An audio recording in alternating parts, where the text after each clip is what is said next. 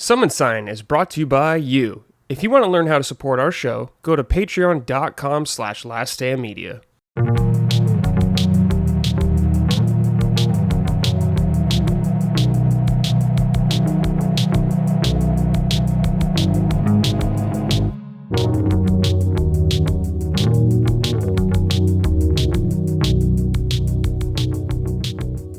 Hello, everyone. Welcome to episode 19 of Summon Sign, Last Stand Media's weekly in-depth gaming discussion podcast. I am your host, as always, Brad Ellison. Joining me this week is Matty. How you doing, Matty? I'm doing well, dude. I love your fit. I meant to say that when we first joined. Oh, thanks. I love the shirt. Hair's looking good, man. You're looking great today. But it's Thank good you. to be here, ready to talk some video games. Hell yes. And also joining us is Micah. Micah, how you doing? I'm doing very well. Had a relaxing weekend. Watched a lot of barbecue videos on YouTube. So, that's how I unwind. I watched a 25-minute charcoal review. And the thing is, that's not the first time I've done that. I've watched many of them. So it was a nice, relaxing weekend. This is a good feeling Monday right now. Damn. I like that. Dude, it's always so funny to hear what people watch on YouTube. I remember Dustin was fascinated about that. I was watching like Donkey Kong Country retrospectives recently. I don't know why. I just kind of fell down that hole and going through all the games. My YouTube taste is I need to expand it a little bit. It's literally like sports and video games. I'm like, God, I'm so unoriginal. Like, it's just, I hear like Micah's watching barbecue stuff. I'm like, do I have any interest beyond games right now? Like, yeah, so bad. Nothing right now. I think gardening stuff's cool, like plants and all that stuff, but I just haven't done that in a long time. Yeah, I don't know, man. It's too easy to get distracted on YouTube. That's true. So damn easy. It's our fault. It is our fault, but what are you gonna do? Before we get into the show, though, please check us out on patreon.com/laststandmedia if you'd like to support us. We greatly appreciate it. It helps this show, all of our other shows, Defining Duke, Punching Up, Sacred Symbols, all that good stuff. So please head on over there if you want to support us. Got some more questions, as always. First question, Fallout's been in the air, so Maddie, we'll see how you do on this one. Micah, we'll see how you do also. Just one question. In Fallout 3, Vault 108 experimented by cloning one person repeatedly, 54 times. Each clone was hostile to the non-clones of the Vault. The Lone Wanderer can visit the Vault and only find the clones saying their names over and over. What is the name of all these clones? Gary. That's it. Yeah. Maddie knew it. I was like, Maddie's got to know this. Yeah, that's definitely a famous one. I don't know every Vault inside and out, but that was definitely like one this is one of my favorites. So that was an instant one. Right when you started Vault 108, I was like, oh yeah, it's a Gary question. That's so good. Man, I haven't played Fallout 3 in forever. Do you think they're ever going to update that game? Like 4? Yes. Yeah? Okay. I feel pretty good about that one. Yeah, I feel like this is the year. I say it every year, but I feel like this is actually the year because they teased it enough times and like acknowledged it enough times, and seeing the FTC leak, I'm like, you got to be doing it, right? Like, there's no like, it would just be my cursed fate for them to just actually leak that from the FTC documents. Everything's ironclad. They're like, yeah, we actually canceled that one. That obvious project is going to make us a lot of money. They're doing something with Fallout, even if it's in its very early stages. They said they want to, expedite things. So we'll see where it ends up. But the stuff you and the Dukes have been complaining about for years, it feels like. Yeah, definitely. Just like, why is there no Fallout here, guys? Why are you not doing that? Yeah. It's like an instant win usually for them. So it's just single player. If it's single player, it's usually a win. Yeah, no doubt. It's a win for me every time. So I'll never complain about more Fallout. How is the new version of 4 now? If you're on consoles, I think it's all right. It is pretty busted right now, though. Otherwise, like when I first tested it on PS5, I was like, oh, one of the new quests is bugged.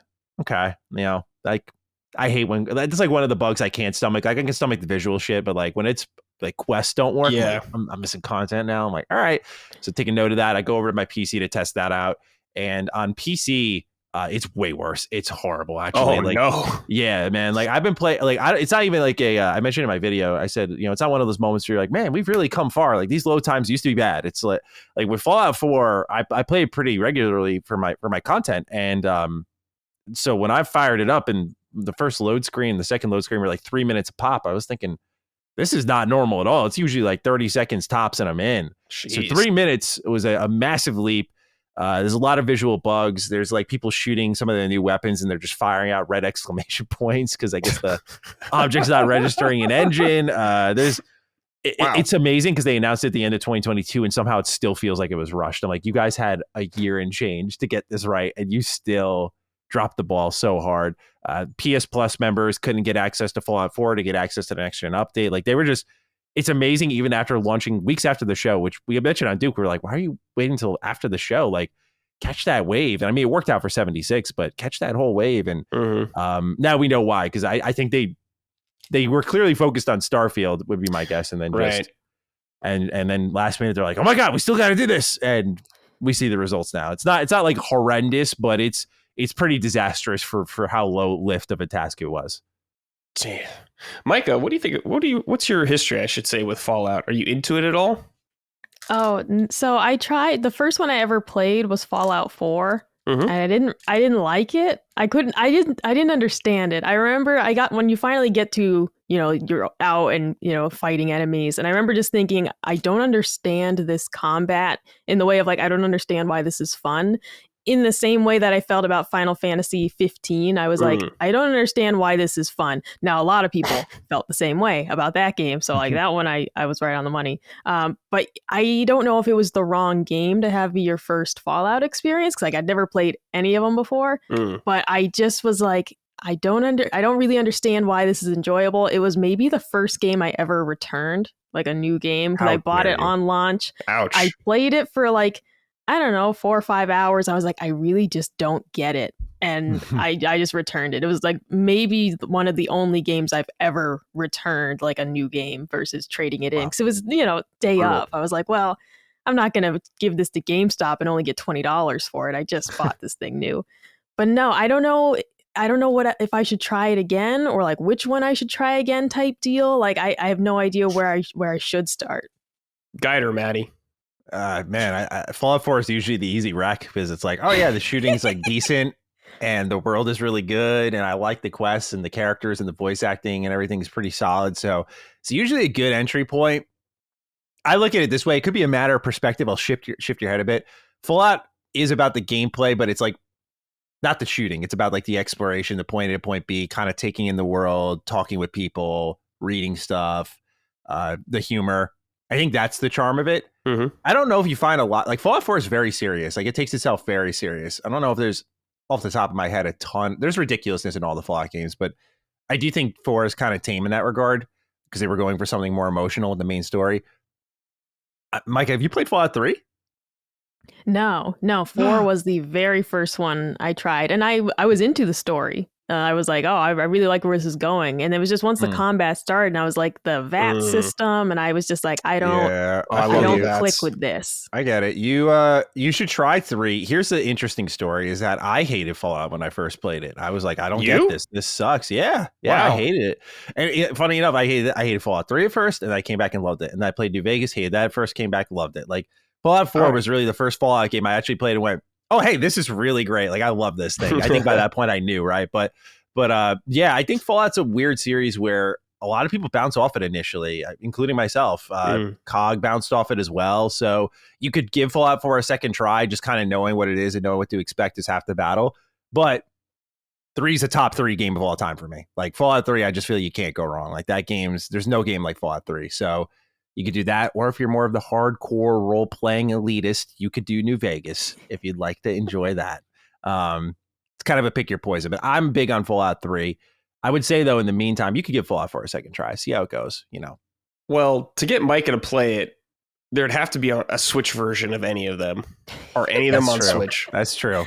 Oh, no, that sounds like hell. I mean, like I Xbox for shooters. Like Xbox is the place to play shooters. It must. Like otherwise, what the hell are you doing? But no, I'd be interested in trying this again because it's that FOMO feeling of like, I do feel like I've missed out on something very important to a large segment like of our audience. But it was just like, man, when I tried it, I wasn't digging it at all. So I'd be interested to give it another go. If they ever release that update you're talking about, maybe like 10 years from now, I'll give that a try.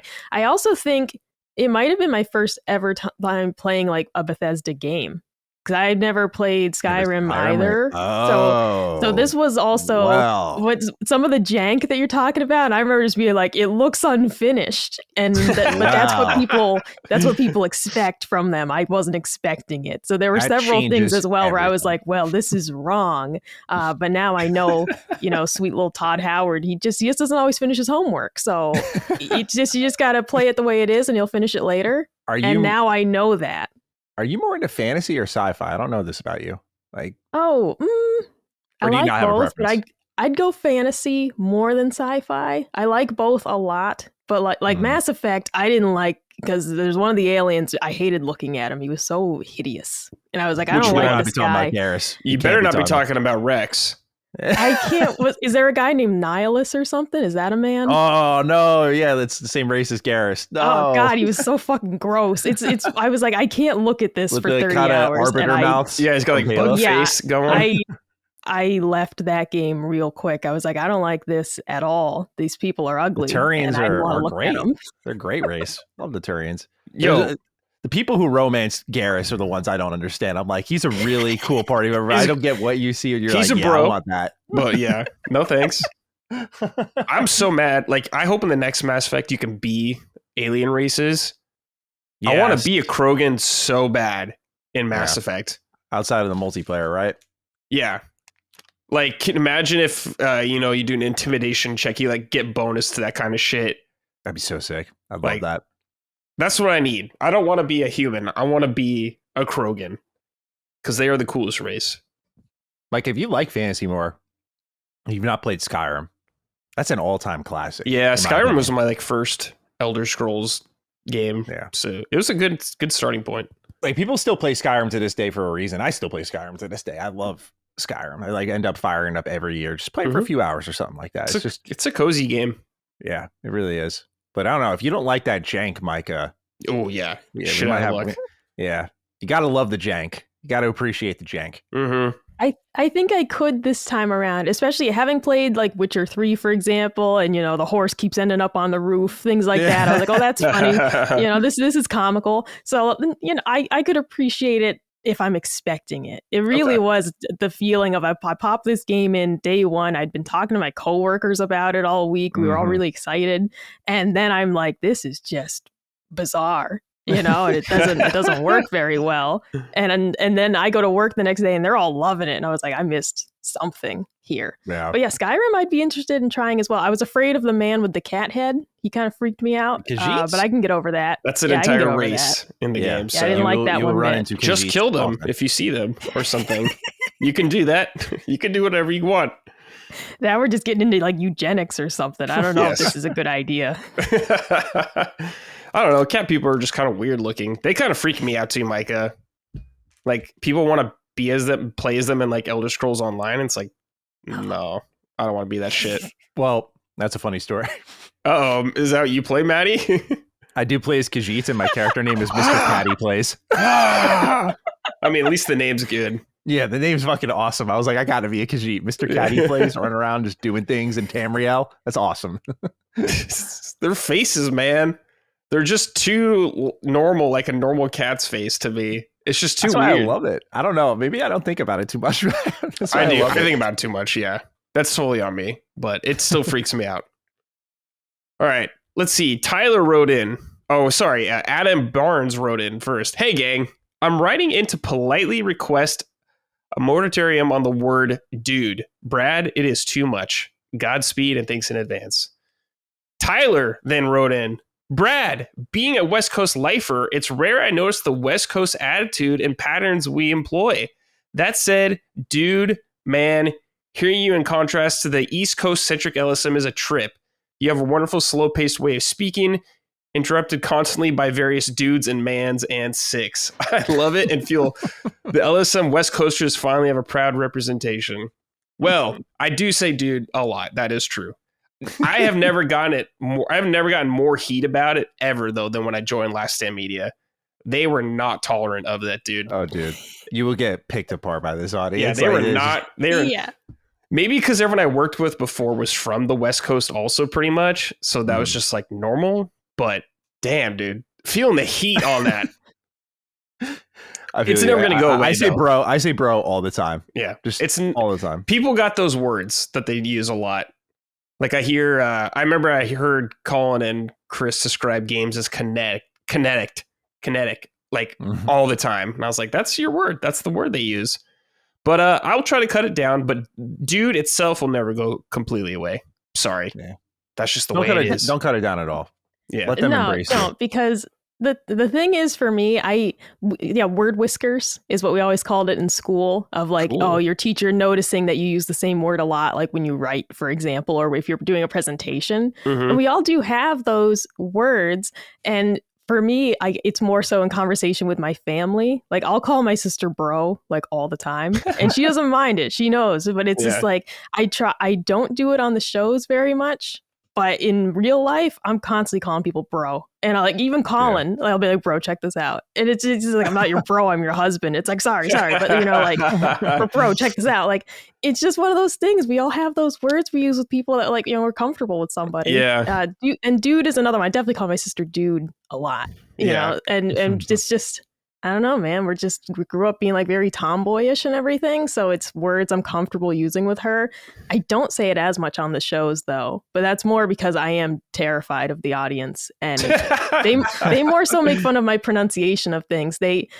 On the show we were on, Matty, you and I recently, and you said like plaza, like a shopping plaza. And someone was like, man, the way Micah says it is just fucking terrible. Plaza?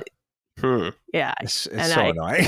I can't say it the fancy way, but it's just the way that YouTubers get killed out here, man. Because they like, I've made mistakes of like when, because I did YouTube starting really in like, middle school. Yeah, right? You're young. So like, so I had to learn like a whole vocabulary. Like I had countless videos of me just saying the word wrong for the whole video. And I'm like, I'm putting out a banger right now, right? And I put it out in the comment section like, it's pronounced absolutely, Matty, or something like that. It's like, oh, fuck. Like it's just the worst feeling in the world. So it is. I try to be careful about it nowadays, but there's certain words that I can't, like I did it earlier.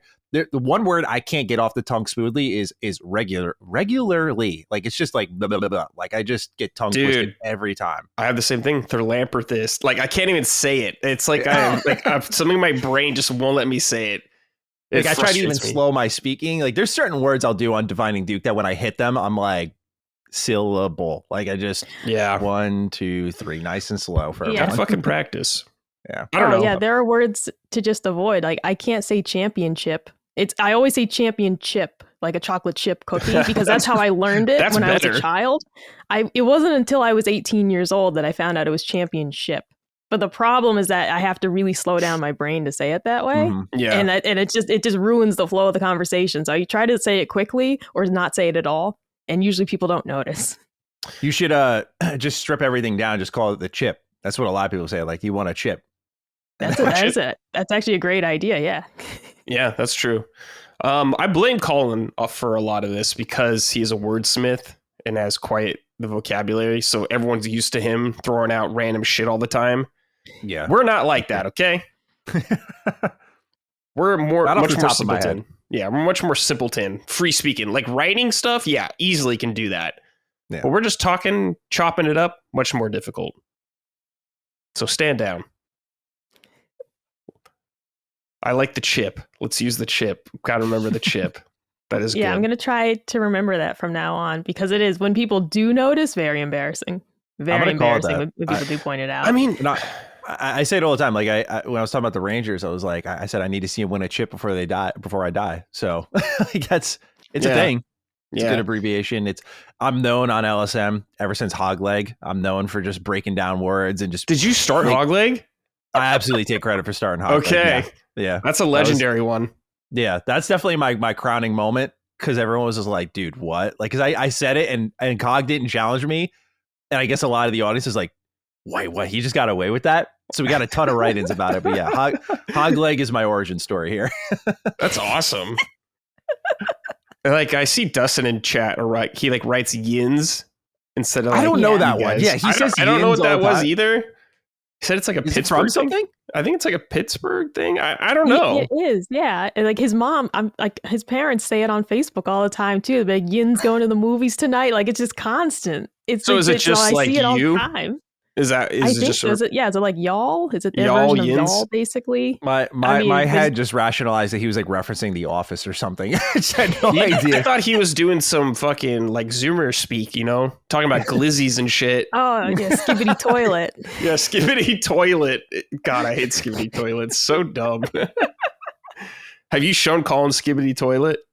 No, I haven't actually watched it. I kept seeing people talking about it. You're the meme Yeah, lord, though.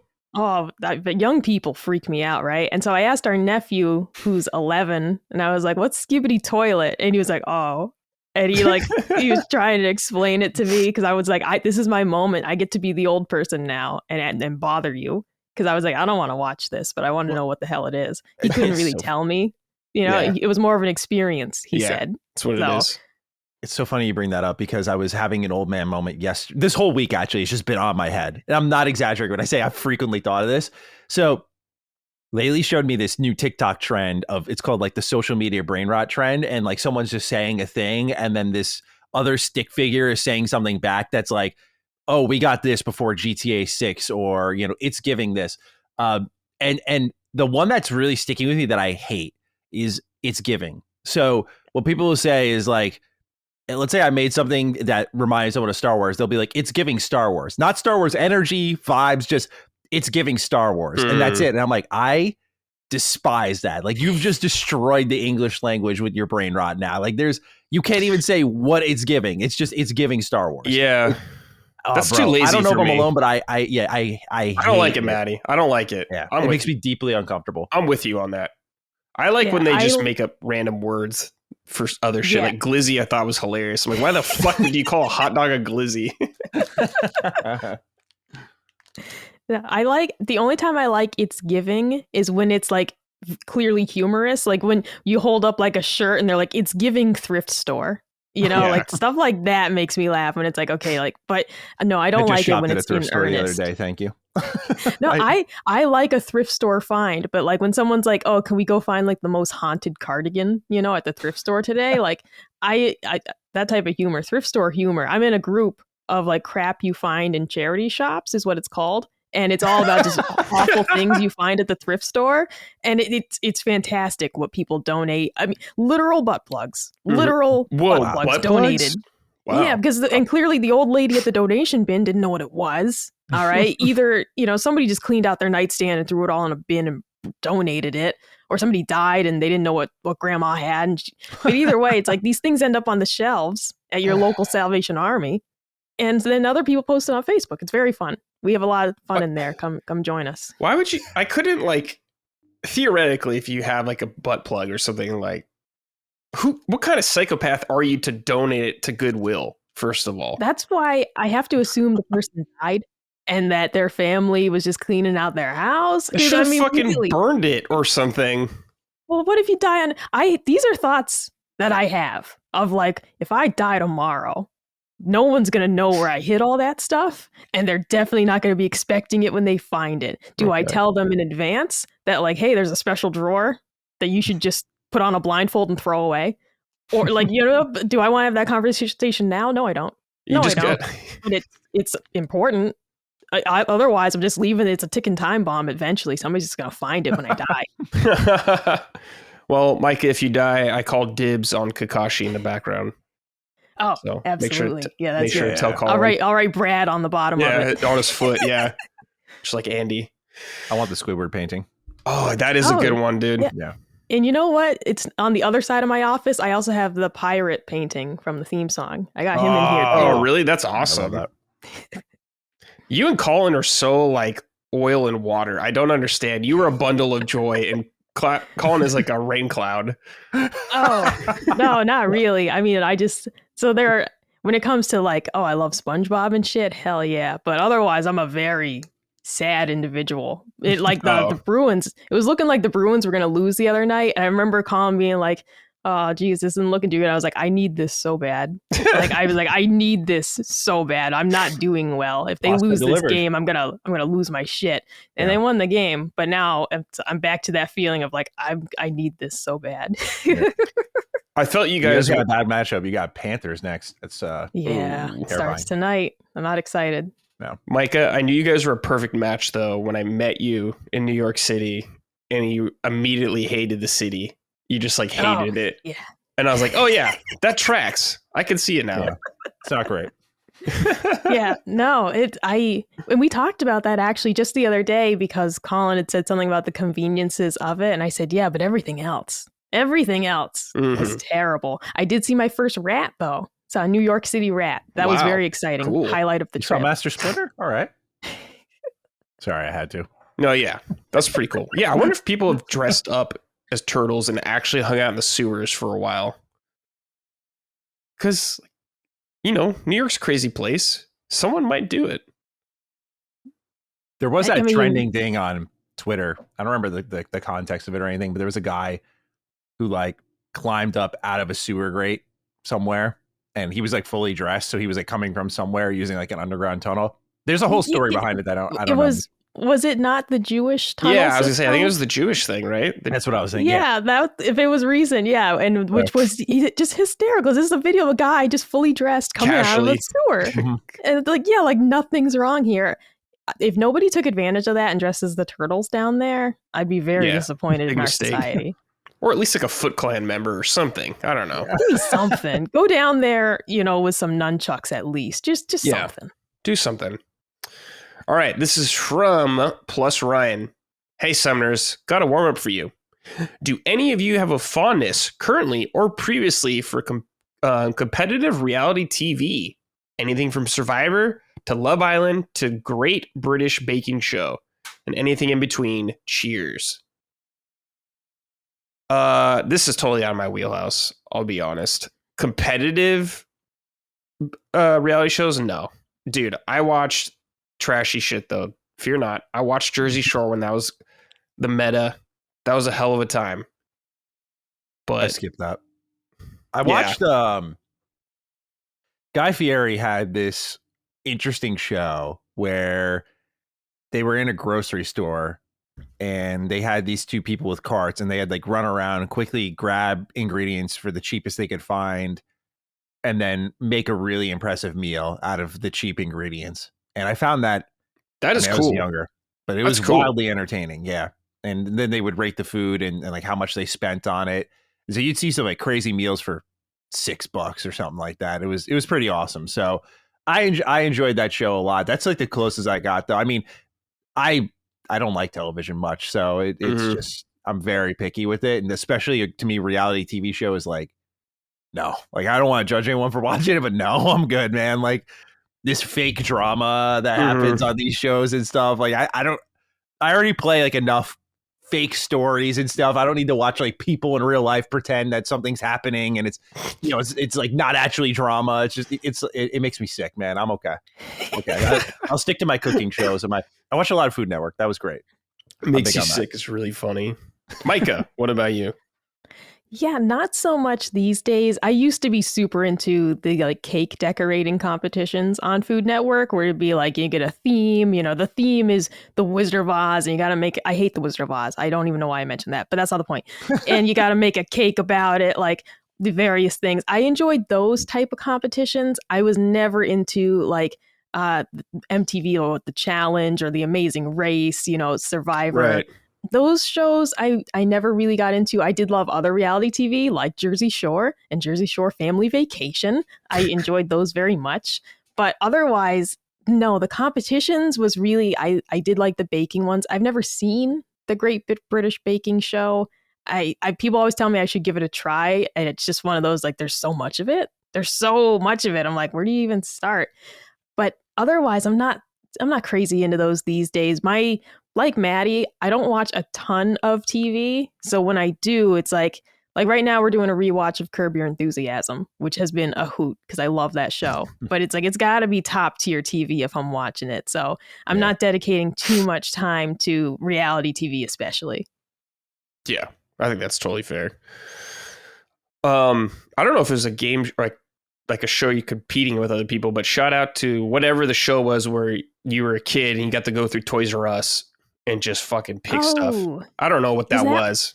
Or if it was a contest or something. What? I think that was like the prize at the end, right? I can't remember. Like I have like, you're scratching a memory in my head of like something like, oh, if you win Double Dare or some shit, maybe that was you get to run through the Toys R Us and fill up a cart. But I can't remember what show it was that you won that as the prize.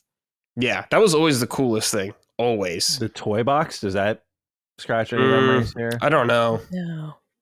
I can't recall, but it was a cool idea. Something I always wanted, and most kids wanted to do. All right. This is from Chris's Closeted Weeaboo side. Hello, anime hair, Sacred's sex symbol, and Kabzu Sipper? Caboose. Hold on. Caboose Zipper? But hold on, Micah, there's many things coming up in here, this show, I believe about sipping. You got to explain this to me. Oh boy, I gotta go through this twice. Oh yeah, I know. You know, I was surprised Matty even agreed to be on here with me. Okay, on our last episode, of course I would. Constellation, Brad, Colin, and I had a discussion recently where I said, you know how sometimes you're in the shower, you're rinsing off your caboose, and you're like, your butt takes a little sip of water. Do you know what I'm talking about? He's like, no. And then I was like, well, I can't be the only one. So then I go on Constellation with Matty and Cog. And I'm like, do you guys know what I'm talking about? They said no.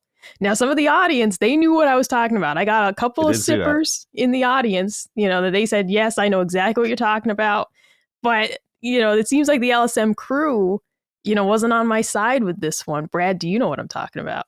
I don't know exactly. I can speculate though. Like if you're standing there, the water is running down your butt crack. Yeah. And it like gets close to your butthole. Is that what you're saying? A little bit gets in your butthole. Oh, okay. All right? Like your butthole takes a little sip. It's not pleasant. You'd know if it happened because it's not good. So is this an intentional sip or are you just standing there and it just happens? No, exactly. Nobody wants this to happen because I got to say it's not good. Okay. All right. That's it's not good. But when it happens, it's just like a definable, you know. Oh, you know right away. And you're just like, I don't think it sips. Get clean, but I don't think it sips. I after further review, because I was considering what Micah said, because I saw the clip on Twitter, and so it came up again in my head, and I was like, you know what? I have had one moment, and it was not the shower; it was the bidet, because it's yeah, and it goes back to what I was asking that's about like your water blast. pressure. Yeah, right. That's a blast of water, and if I accidentally hit the pressure too high, it's like a whole fuck. You know, like that really got me good. Put a hole in my fucking colon, man. But like, you know.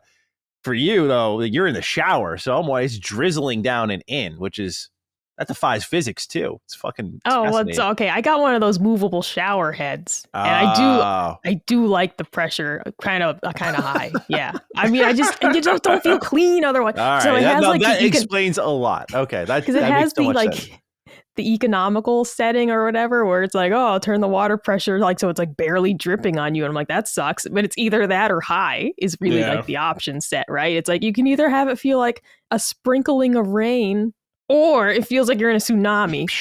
Of those two choices, I'm going to choose tsunami, but that's what you get. So we're not so different at the end of the day. We just use different water pressure tools. You know, you hose yourself with a shower. I feel so much closer to you. Yeah, that's great. Oh man, let's actually talk about some video games now.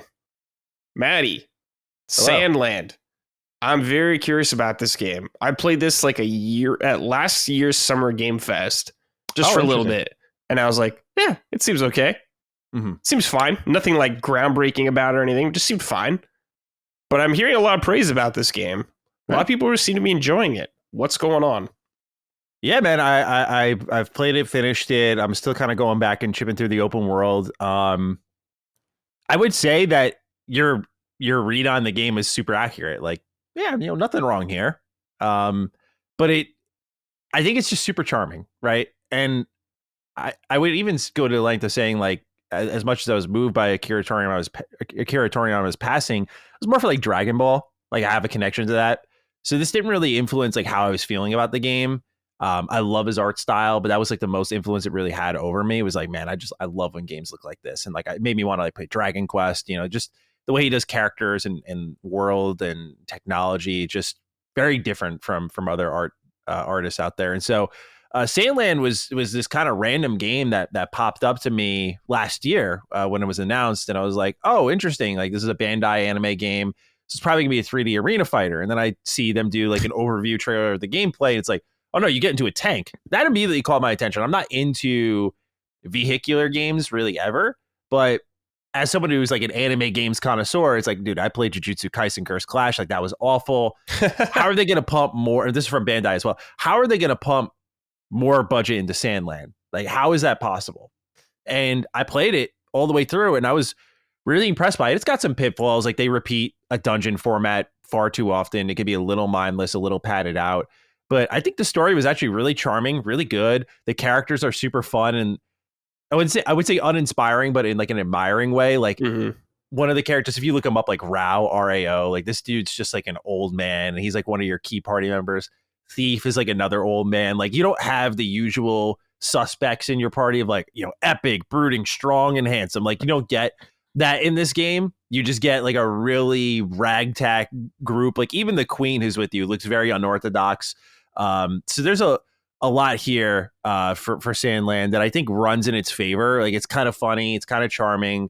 The vehicle gameplay is solid. You know, you just have all these different types, these different frames that you're built into them, and you can build into them. So you can make like a jump bot, and he can like reach new levels that previously you couldn't. So there's almost like a Metroidvania effect there. There's the mock bike, which goes fast, so you can get over quicksand, so you can reach areas that previously you couldn't. So there's good exploration too. There's like bots that could do hand-to-hand combat, other bots that could fly. Like, there's all these different types of bots, and it made it where I loved collecting items in the world, going back to the garage, like tweaking them, upgrading them, slapping on new parts. It's a really good time, man. I thoroughly enjoyed Sandland more than I expected to. Should also say I ended up doing a sponsored video for it, but you know, I really genuinely didn't think that played a factor, just because I was already going to play it. And then Bandai reached out. I was like, shit, okay, cool. Like, why not?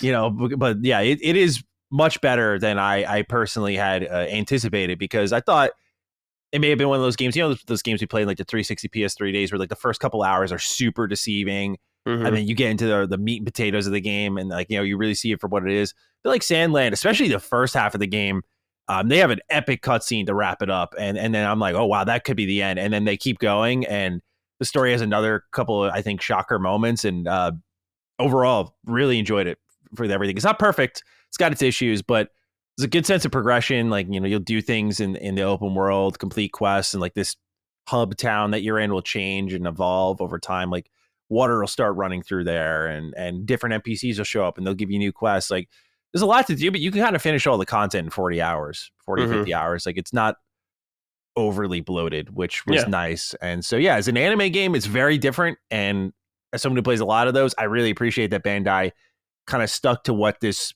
series is. You know, it's got hand-to-hand combat and stuff, and it works fine. But, you know, the fact that it's just all vehicles, it's this blend of Dragon Ball and Mad Max, it's fucking cool, man. I love it.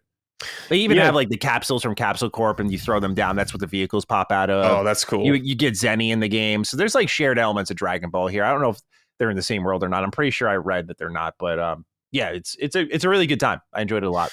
So talk to me about this open world you're going through. What kind of, there's quests out there and stuff like that, and items to find, but like, what kind of quests? Like, give me an example of a quest. So, for example, there was one where, so this world is inhabited by humans and demons, and they're trying to find out how to coexist in this new post-apocalyptic world.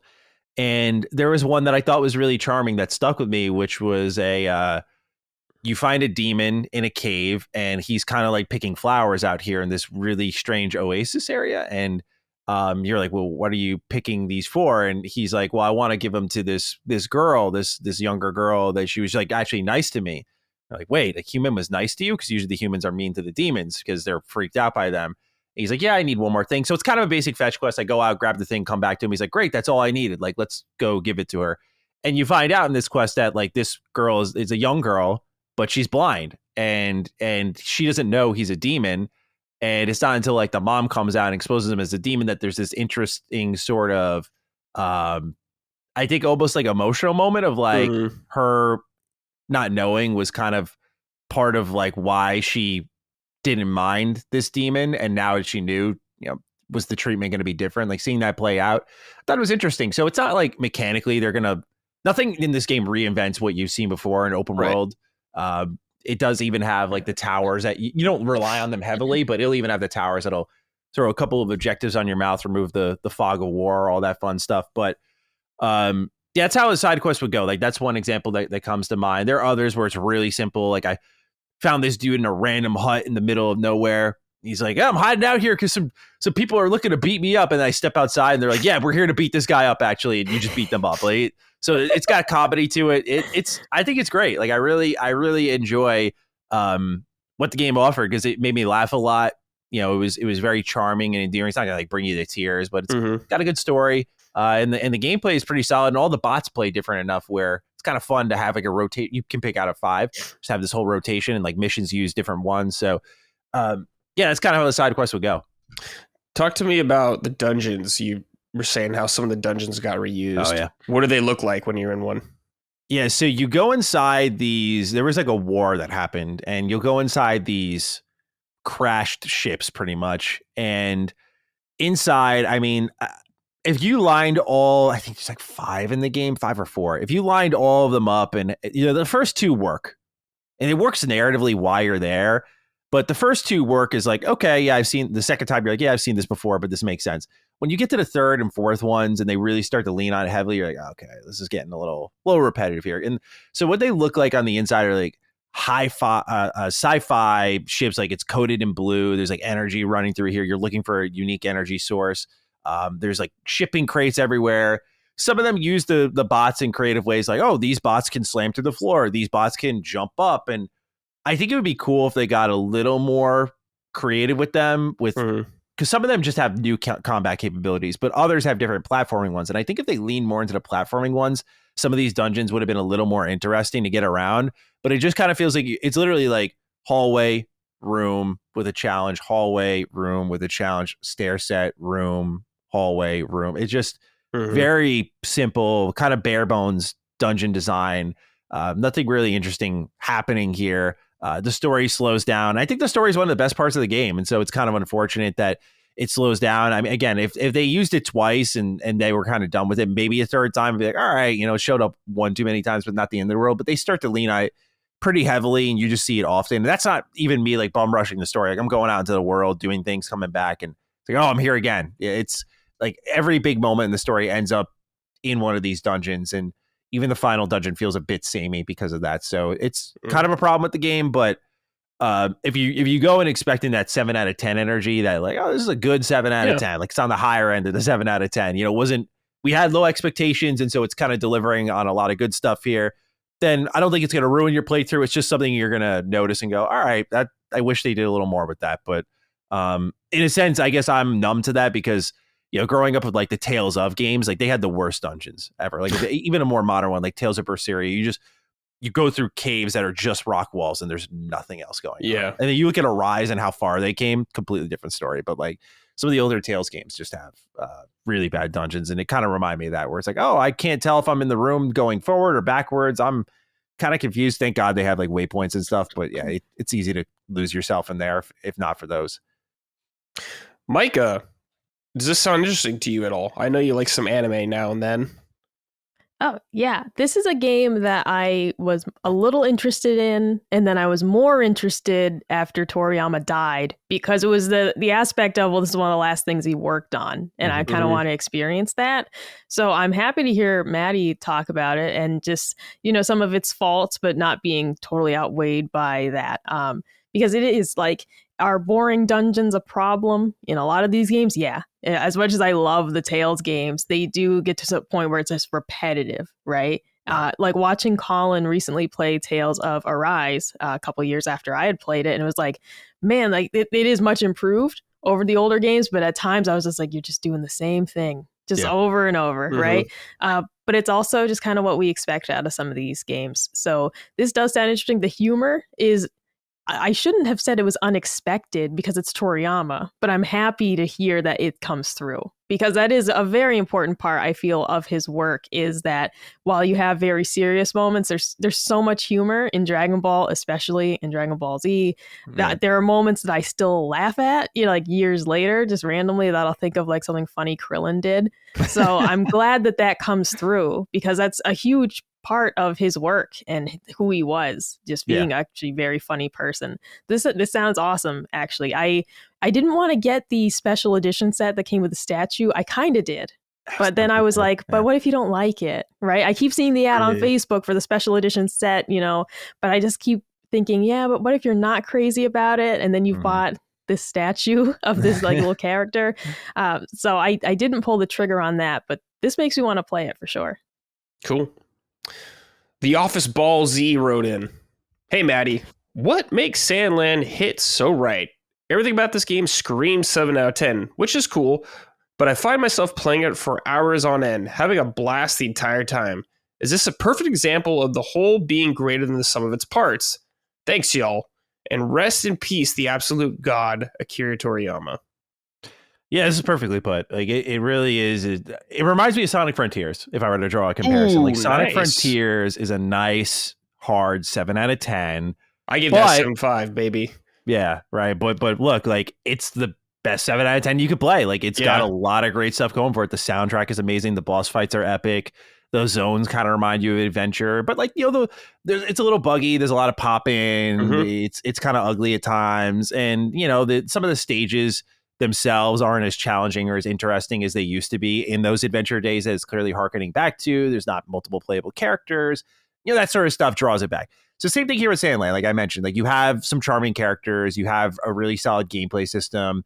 There are moments in the world where they just kind of have you plowing forward, like just drive here, and you just, it puts Final Fantasy 15 to shame. Like these long road trips where the characters are just talking the whole time. It goes pretty crazy, but yeah, to say it's the whole is greater than the sum of its parts is perfect. Because if you look at everything individually, you'll find a problem with most things, I would say. Everything works fine enough, but you can look at certain things individually and go, oh, that could be improved. But when put together, again, I think the benefit being, if you've played a lot of anime games too, like I have, I feel like everything's a 3D arena fighter. So to just get one that's not that is already a massive win. Yeah, that's and true. To get one that's actually good, and it's not an anime that, I guess you would say it doesn't deserve the budget, but that you couldn't imagine them putting the budget in, is the better surprise here. Because I mentioned Jujutsu Kaisen Curse Clash. By the way, maybe like a top 10 worst game of all time for me. Wow. I'm not even kidding. Like, as someone who likes JJK, can't say I love it. Season 2 is amazing, but season 1 is solid. But I think that game is one of the, and I don't use the word often about it because I know games help with stuff, but that has to be one of the laziest cash grabs I have ever seen. Super phoned in. That show is known for its fights, and they made one of the worst 3D fighters ever. It comes from the team that made the My Hero One's Justice games, and those are, I think, solid. Like, they're not perfect, but they work. They have a lot of style, especially the first one I think is really great. It works for what it is. You wish it could be a little bit more, but it's fine. It leans into that comic book action, but JJK is like a super great animation, incredible fights. Like, the story is almost nonsense in JJK until the second season. Even then, like, it has its moments where it's just like, what just happened there? And that's fine because it's kind of like anime junk food in a good way, though, because it's about the fights, and the fights are fucking epic. And they made a game with some of the worst fights ever. So when I look at and that's one of the most popular anime right now. So when I look at an anime that popular getting such low effort, and then Sandland, this game with a lot of history, it either just speaks to like a better team was put on it, or the respect for Toriyama that like they're going to put one of his works on the map big time because they've seen what's happened with Dragon Ball and Dragon Quest and so on, where it's like, yeah, let's like anything with his art attached to it is just better. So maybe they gave it more time and budget.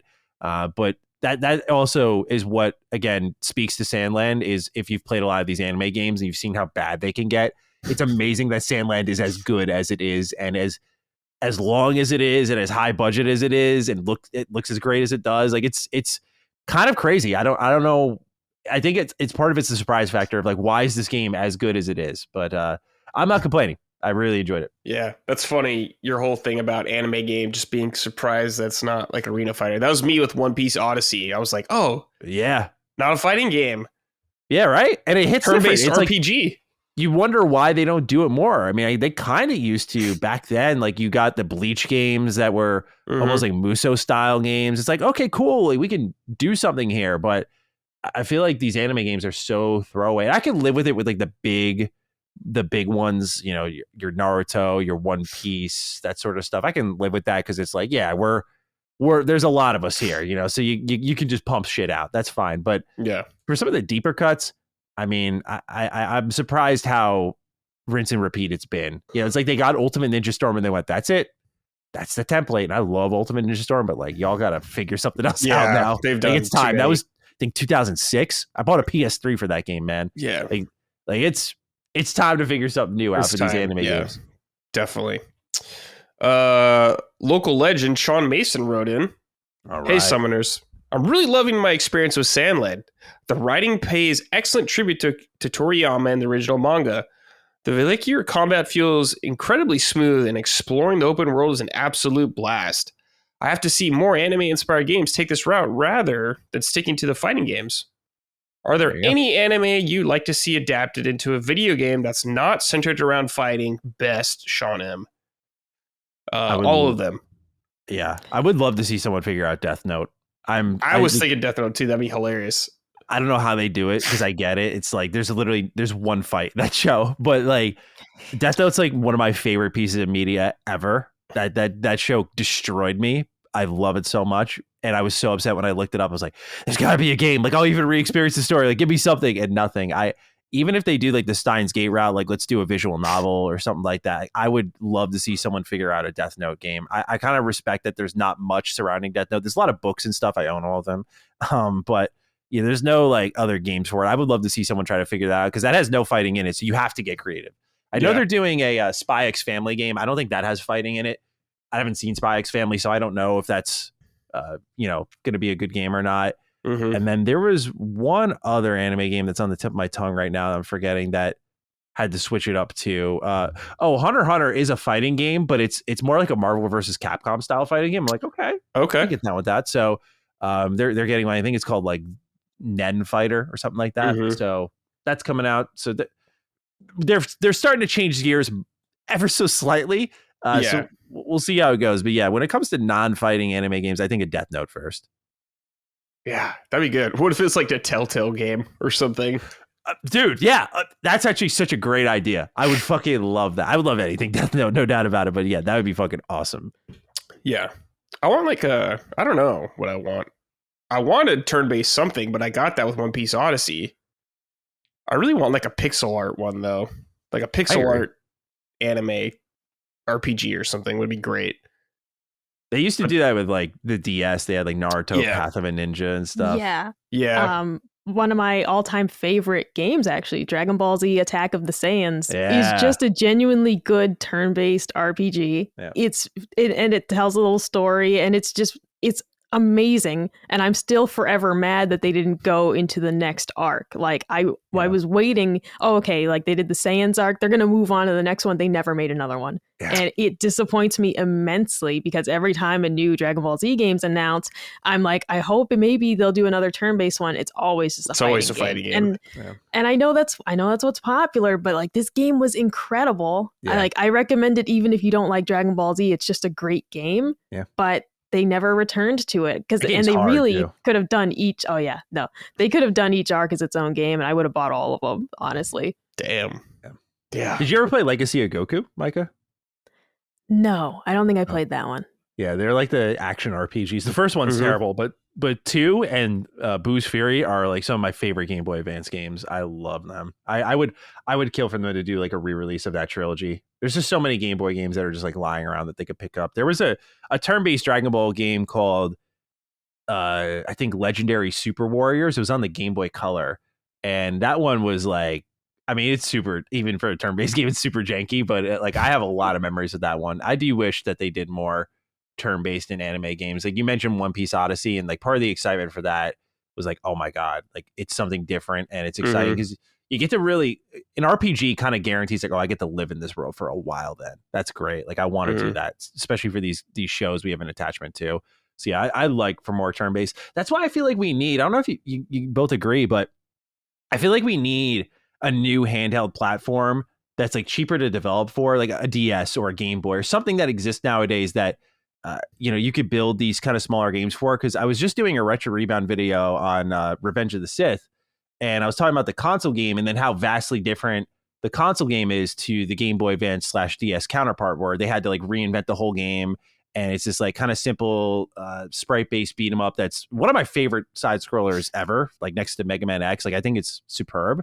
But I look at those types of games, and then I look at other series like Fire Emblem that really got its start on the Game Boy, and how it was able to grow from that, where you were like, oh, we have this kind of, I wouldn't say bare minimum in a lazy way, but like we have this simple game, and it allowed it to grow a fan base without trying to kill itself over it. And then you look at like Fire Emblem Three Houses and Engage, and you see what it becomes because it had that cheaper platform to start out on and grow that base. And I love the era where we're like handheld PCs, but just as we mention it more and more, like I'd love to get more pixel art turn-based games, but I don't know if anyone actually wants to go and make them unless it's like in the Octopath style where it's that blend of 2D and 3D, just because I think it's so, there's no like platform where it's cheap to make those and hope you like go gangbusters on it. So I would love to see them kind of bring a platform back like that, but I don't think they ever will. Yeah. Let's see. The Uncharted Wolf wrote in, "What's up, Summoning Crew? My question is for Matty regarding Sandland. Would you consider the storytelling to be up there with Toriyama's other greats?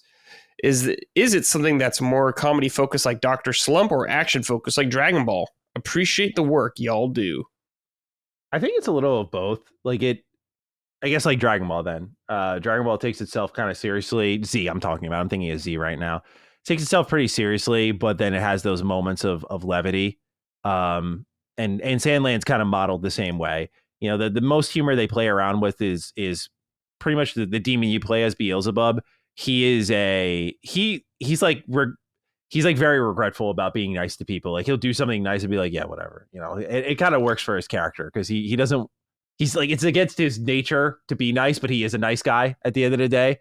And so I get a kick out of that. But yeah, I would say I like Dragon Ball as a story more than any of his other work, particularly Z, because Z felt high stakes, but by the time you get to like Super, you're like, oh, no one dies in this. Okay, like none of these, like you're all going to be fine and probably friends by like the next arc. And and once they stop pulling their punches, I think Dragon Ball could be like one of the best anime in storytelling. But because like think of like the Namek arc, right, in Dragon Ball, if they actually stuck with like when Krillin blew the bits and they just killed him there. That was it. They didn't fucking resurrect him. That's it. Like he died a horrible death. They put Goku on another level and he beats the shit out of Frieza, and that's it.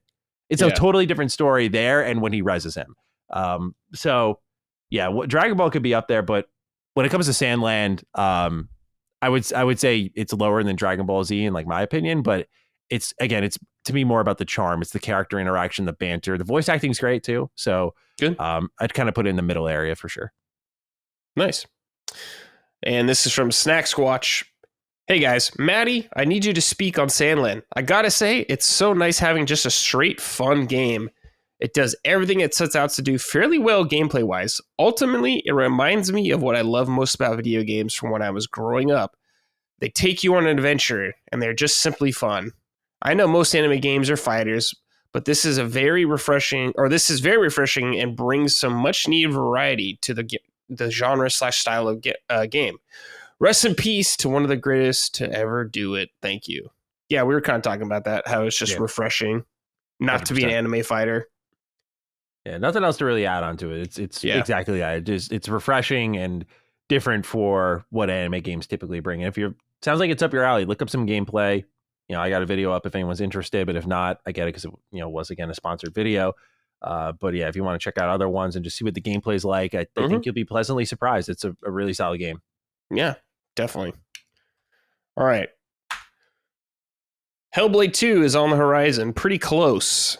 So I decided to revisit Hellblade Senua's Sacrifice, the first game. Now, when this game came out, I was not a fan of this game.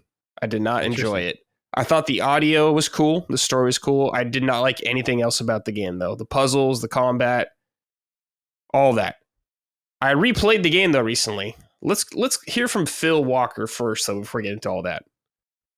Brad, thank God you're playing Hellblade. I have so much to get off my chest about this game. I think it might generally be the most overrated game I've ever played. 81 on Metacritic. Damn.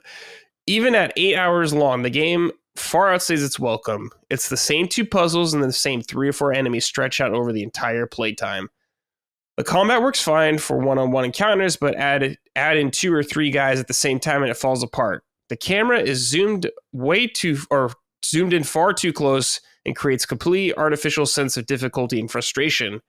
Even for such a short game, the pacing falls apart in the middle, the trials.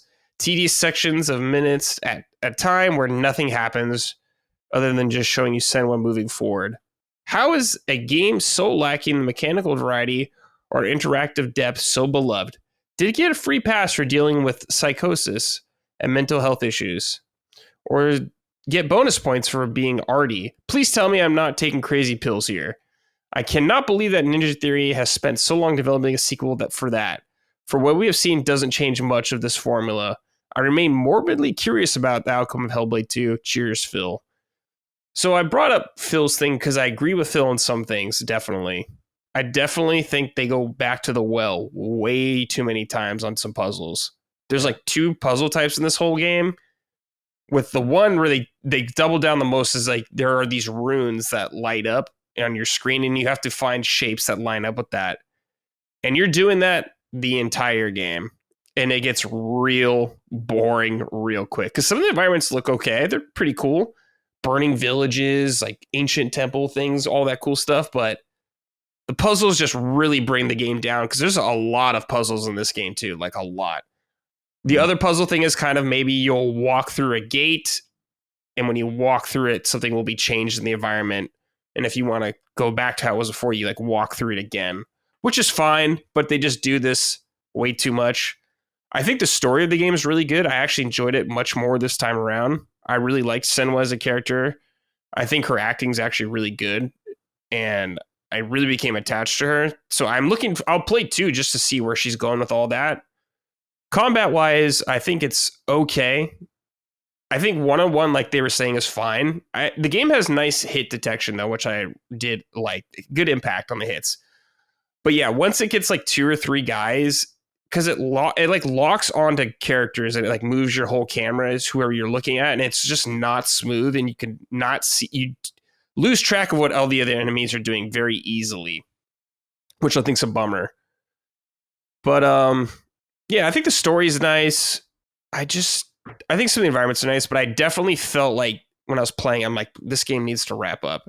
And it definitely feels like you guys are slowing me down just to slow me down right here. But it's a cool game. It's worth checking out. It's on Game Pass, I believe, right, Matty? Sorry, I was muted. Yes. Okay. And that's like a good version. They have a Series X version for that also. So check that out on there. If you're going to play on a console, at least. But yeah, man. I like enjoyed the game, but I have so many gripes with it also that just I can't let go of. It's a game. Yeah. It's an interesting one because I think it's one of those one-time playthrough kind of games. Yeah, you either love it or you hate it. Like I thought about replaying Hellblade 1. I loved it when I played it. Like I remember putting out my review and I was like, this is what indie games are about. Like this kind of exploration of mental health. And I like the themes that it's pushing forward and the storytelling. And sometimes that's enough to just overcome some of the game's greatest problems for me. Yeah. So I was thinking about replaying it as, you know, we're hosting Defining Duke. We're going to talk about Hellblade 2 extensively, of course. The more I thought about it, I was like, that sounds unappealing. Like Hellblade is just the way it's designed. It doesn't feel like it's designed for the replay. Like I don't want to go back and hit those puzzles. And that's not to turn it into Hellblade 2 concerns and all that shit, but I do worry a little bit about Hellblade 2 because I see a lot of positive previews. I was like, oh, great. Like this is awesome to see. But a lot of mentionings of lingering concerns like, yeah. And then I hit a puzzle. I'm like, that was the problem with Hellblade 1. When I think back to it, I remember those feelings I got, the sound, of course, being a big part of the experience, the combat being a little intense, but too simple for me. Seems like the combat's better. I'm like, okay, cool. But what would hurt this game most is it just stopping itself for terrible puzzles, which is something that I've even heard. Like, I don't know some people disagree with my philosophies on this, but like I've heard, and I haven't played it, so I'm just going off of hearsay from a couple of close friends of mine, but I've heard like Stellar Blade has the same thing. Like there's just moments it just hits you with a puzzle out of nowhere. It's like, why? Like, what does this accomplish? And I'm just anti-puzzle in general. I don't know if that comes from like my RPG background where I'm like, just give me a skill check and like, let me just fucking blitz this thing, man. Cause my character's smart. But when it comes to puzzles, I think especially in a game like Hellblade, it just ruins what it's setting out to accomplish. And you wonder if that's done because they wanted to do that or because they went, well, if we don't have these puzzles here and you don't run around for like 30 minutes, this is about to be a 2-hour game or something like that, you know? Yeah. But yeah, it's fair to say that Hellblade 2 does a few things wrong, especially, I don't know if time's been necessarily kind to it. It feels like really confined, but people also have to look at it in the window of like, it was $20 when it came out, right? So I think it was 30. 20 or 30, yeah, something in that range. So it was a cheaper game, definitely. Yeah, it was a cheaper game. So I think it was kind of like correct me if I'm wrong, almost the first of its kind where it had like really high production value, but it was claiming to be indie. So it was very different. And now they're going for $50 with the game that's seemingly 8 hours long as well. So I'll be looking forward to hosting those weeks and seeing the outcome there. Yeah. You're right though, Matty. Like the narrative and the sound design and all that stuff is strong enough to carry a lot of the game, I would say, because I definitely felt that as I was playing. In the combat, serviceable, I would say, but like you're saying, yeah, I think there's just too many moments where I was just like, another puzzle. Okay, here we go. It's the same type of puzzle. Okay, here we go again.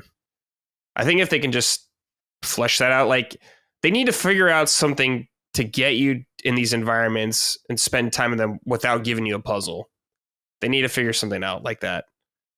Maybe more humans to talk to or something like that. Because there's like you talk to like spirits in the first game. That's about it. I hope Hellblade 2 will have more of that. Because it seems like there's more people around her this time.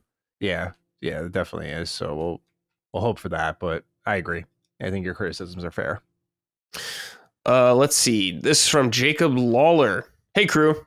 This one is for Brad. For Hellblade, people always say how transformative the experience is when playing with stereo headphones. How did you experience the audio in the game? And if you didn't rock a headset, do you think it would have changed your experience if you did? Thanks so much, love. I did use a headset with stereo and all that good stuff. And I think you get a lot out of the game for that, because so much of its design is revolving around that.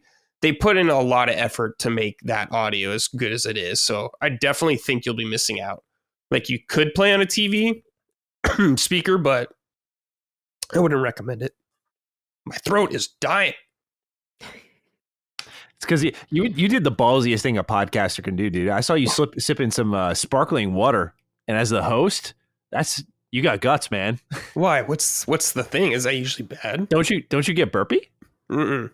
Wow. My throat's just dry right now, though. You got guts of steel, man. Anytime I drink a seltzer before a podcast, I'm just like mid-sentence, bro. They just out comes. Like I can't even stop myself. It just hits me. That's awesome. I didn't know that. Okay, let's see. That's impressive. Good for you. I wish I were you. Well, it's having a negative effect on me anyway. It's just drying out my throat, I guess. All right, it's from Nevitz. Hello, all. I played Hellblade back in February for the first time. I found some of the environmental puzzles unfun, but I fell in love with the combat. I love getting aggressive with enemies, and the parry feels so fucking good. Oh, freaking good. Whoa. The game needs to be played with headphones. Yeah, I was spicing it up. Looking forward to the sequel soon. I hope this is a good photo, or hope there's a good photo mode, as I felt the first one was lacking. P.S. Does the game really erase your data if you died too many times? Yeah, there's like some thing they say in the game, if you like die too many times, the darkness or whatever will consume you. And I asked someone about that, and they said no. And I was like, oh, well, maybe if you die like 100 times, maybe. I don't know, but I never heard it quite a few times, and I wasn't worried about it. It didn't seem like it. I'm not sure though. That's an interesting one. I love those gaming myths. It reminds me of I think Smash Bros. There was like for the Smash 64, there was like a rumor in my school that if you beat the game on hard with like a single life, you'll unlock Mewtwo or something like that. Yeah, I remember stuff like that. I think it was that, like Mewtwo. Yeah. Was that actually a thing or no? I think so. I feel like Mewtwo was definitely a rumor. Yeah, he was a rumor, but was he actually unlockable? No, right? I don't know. I don't think so. I don't think that was till Melee, right? Yeah, no. Melee or was it Brawl? Oh, now I'm on the Pokemon wiki. I don't want that one. Whatever. Let it stay a rumor. Chris H wrote in, "Hey Brad and M&Ms." Whoa. Someone ever called you guys M&Ms? I don't think so. We haven't done a ton of content together though, Matty and I, so it hasn't really come up. The M&Ms. All right. Let's see. I'm also going through Hellblade again in preparation for the sequel, and I can't help but feel worse the second time around. The unskippable dialogue, the random waffling Norse mythology dumps, the very one-note combat. Have you played it before, and how are you finding it? Great work with the show, Brad. Keep it up. Yeah, I played it before, and like I said, I kind of fell off it, but I enjoyed it enough this time to finish the fight, at least. So, yeah. Yeah, I totally agree. This is a game that I think all of us expected far sooner, and I do wonder in 2024 how it's going to fare. You know, again, not to like fearmonger Hellblade 2, but I do wonder how people are going to receive that if it's kind of similar to Hellblade 1, because if we got this when we thought we were going to get it, was just like, I think once they bought Ninja Theory in like 2017 or 18, it was like, oh, we should get this by like 2022. And obviously like COVID happened, the announcement happened, like everything got pushed back, and now we're getting in 2024, and then you find out it's 8 hours. Like I wonder if this game is not like absolutely exquisite, how people resonate with it, because again, it's a type of game that I think is for a very particular crowd who loves like the narrative and purely the narrative, because the combat's not like God of War, for example, which has like a lot of elements to it, and it's very good for that. We'll see how they up the ante here, but it's interesting to see these, because usually like when we were all there, like Hellblade was like universally praised at launch, but now whenever I hear about it, it's people going like, yeah, like hopefully the second one's better. So it's been a little bit of a shift in which way the wind's blowing. Yeah, and I was just really surprised with 2 when we find out what it was. I thought it was going to be a much larger game. I was like, oh, this is going to be their God of War kind of thing. Yeah, I have the same thought. I was totally wrong on that, because I was saying like, oh, I could see like Ninja Theory becoming Xbox's Naughty Dog like studio. And the way they were like pumping us with trailers, I'm like, oh, there's got to be a ton of content here. You've shown 3 without a release date. And then they're like, yeah, it's the same length as our game. I'm like, you showed 3 fucking trailers for a game that's like 8 hours long. So they completely got me on a curveball there. I bid on that hook, line, and sinker. Yeah, I mean, I don't think that was a foolish thing to think, though. Just about how long the game was taking and what we'd seen of it. Yeah, I think it's easy to forget Bleeding Edge too, which was something they were working on before that. I think, it's very easy to forget that. I think they want to forget that. Yeah. Jeez. All right, Micah, let's talk Xenoblade Chronicles 2. You played the first one. Now you're on to 2. I have also played 1 and 2 only. Please tell me about your experience so far. Yeah, I am 17 hours in, having a great time with it so far. A couple things I want to highlight. This game is really funny, like surprisingly funny, and I just wasn't anticipating that, because the first game has some humorous moments, but it is very serious. And there are some moments that like made me like actually like gasp in the first game. Like, whoa, I didn't expect them to do that type deal. It was very, at times, graphic, when other games maybe wouldn't have shown someone getting stabbed through the heart. This game's like, we're showing it. Right, yeah. And so, yeah, there were things like that I was like, all right, this is a serious game. It had some funny moments with some of the side quests or, just some of the character interactions. But so far, 2 has been humorous from the get-go. It's not a negative at all, because I think it really balances out the tone of the game. But it is just like noticeable. There was a moment in the, for opening hours where, one of your friends is going to like, they might be executed. And everyone's talking about, we got to go rescue them. They're going to be executed. And then like 2 seconds later, there's like a really big joke made, right? It's just like the humor is peppered in a way that it does keep things just fairly light and not quite so serious feeling. And I'm enjoying it. I don't think it's a negative at all. I think it's just a different tone that they went with for this one. And the voice acting in this game is really good, in my opinion. I'm playing it on the English voices, so I think it's even better than the first game, which was decent. But I think this one, they have even, better job of really getting these characters coming through. And, they just have a lot of personality. So I'm enjoying that a lot. The visuals are where this game felt kind of, that's the big detractor. This game being, a launch window title on Switch, and it already feels so taxing on the system. Like, I didn't play this at launch, obviously, and it shocks me to think that this is an early Switch game because it is just bad. The pop-in of textures as you get closer to things, the way the frame rate just like drops way down during battles, it just gets all pixelated. Like, it is objectively bad. I'm not a graphics snob by any means. And this game is just really like, the Switch is chugging trying to run this title. And that's what's so bizarre, is because this was a launch window game. So it was just like, this came out the year of the Switch, and it was already taxing the system so heavily. When I talked to Gene about this, though, I think he said this was a game that they kind of rushed a bit to get it out in that window. So and that still comes through, honestly, all these years later. You can just see, man, this game should be running like butter on here, because it was when the Switch was new. And instead, it does feel like a very late game that's, trying the limits of the hardware with a current title, basically. So that's the real detractor that I have for it, is the graphics are just not great at times. And a couple odds and ends. The mini-map sucks. The mini-map icons, so you have like your inn and your weapon shop and all those things, but they all have the same icon. They're all just a shopping bag. So you're looking at the mini-map and there's 20 shopping bags, on the map for this town that you're in. And you just have to walk up to all of them to find the inn, basically, right? And you have to memorize where it is once you've been somewhere before. That's a very odd choice, that you wouldn't have the little bed to represent the inn and a little coffee cup to represent the cafe. Like, these are just standard niceties, in pretty much any game, that I can't believe they left out. Another very weird thing is there's no menu like to review tutorials. So like, there's no screen to go to a glossary or like a battle tutorial. Like, once you read those, they're gone. Yeah. And I have to go on Reddit to find somebody's guide, or go on YouTube to find a guide to understand, the combo system, because there's just nothing in the game that's going to tell you, aside from the very basic controls. That's all you have, is the basic control scheme.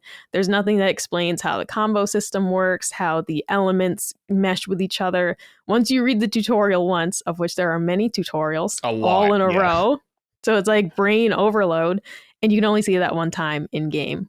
A very weird choice in a game with such a deep combat system that it like evolves and changes as you play, and I'm still getting like new things added essentially to the combat system, and thinking that you can't review that information later on is just so weird. But those are the big knocks that I have for it. It's otherwise, story so far I'm really enjoying. It has some interesting mechanics, one of which being, if you stay at an inn, you can choose to accept this bonus XP and level up. So if you're stuck on a boss fight, let's say, you can say, all right, I'm going to go sleep at an inn, and it might bump you up a level just sleeping at the inn. You can reject that if you feel like you don't want to do that, if you feel like you'd rather just go grind out some more levels. But if you want to try and see, like, maybe staying at an inn will bump you up enough to beat this boss fight, you can try that out. I enjoy that a lot. This is like a grind heavy experience, especially coming off of something like Unicorn Overlord, which was not. Like, my 17 hours playing this, a lot of it has just been spent in combat, and I'm enjoying it because the combat's unique and interesting. There's a deep systems to get, mastery over. But I also enjoy the fact that if you have been grinding levels for 2 hours and you still can't beat this guy, you can say, let's go stay at an inn. Maybe that'll bump me up one more level and I can try it again. So I those niceties that are in there are pretty cool. And that's not a system I've really seen before. So that really caught my eye, and I've been enjoying it. And the story itself, a little convoluted, standard, standard, JRPG. It's a little weird, but it's well acted. And I'm having a great time with it so far. I don't feel any fatigue yet with the game, which is rare being like 17 hours in. How do you feel about the much more anime aesthetic compared to the first game? Oh, yeah. I mean, I've been making jokes with Colin because, Pyra, your partner in the game, is very heavily boobed. Yep. And I've been talking to Colin about like, oh, this is the part where mom walks in because like everything will be normal. And then he comes into the room and it's like zoomed in on her boobs or it's like zoomed in on her butt. And I'm like, oh, this is the part where mom just walks in. Everything was totally normal. And then that happened.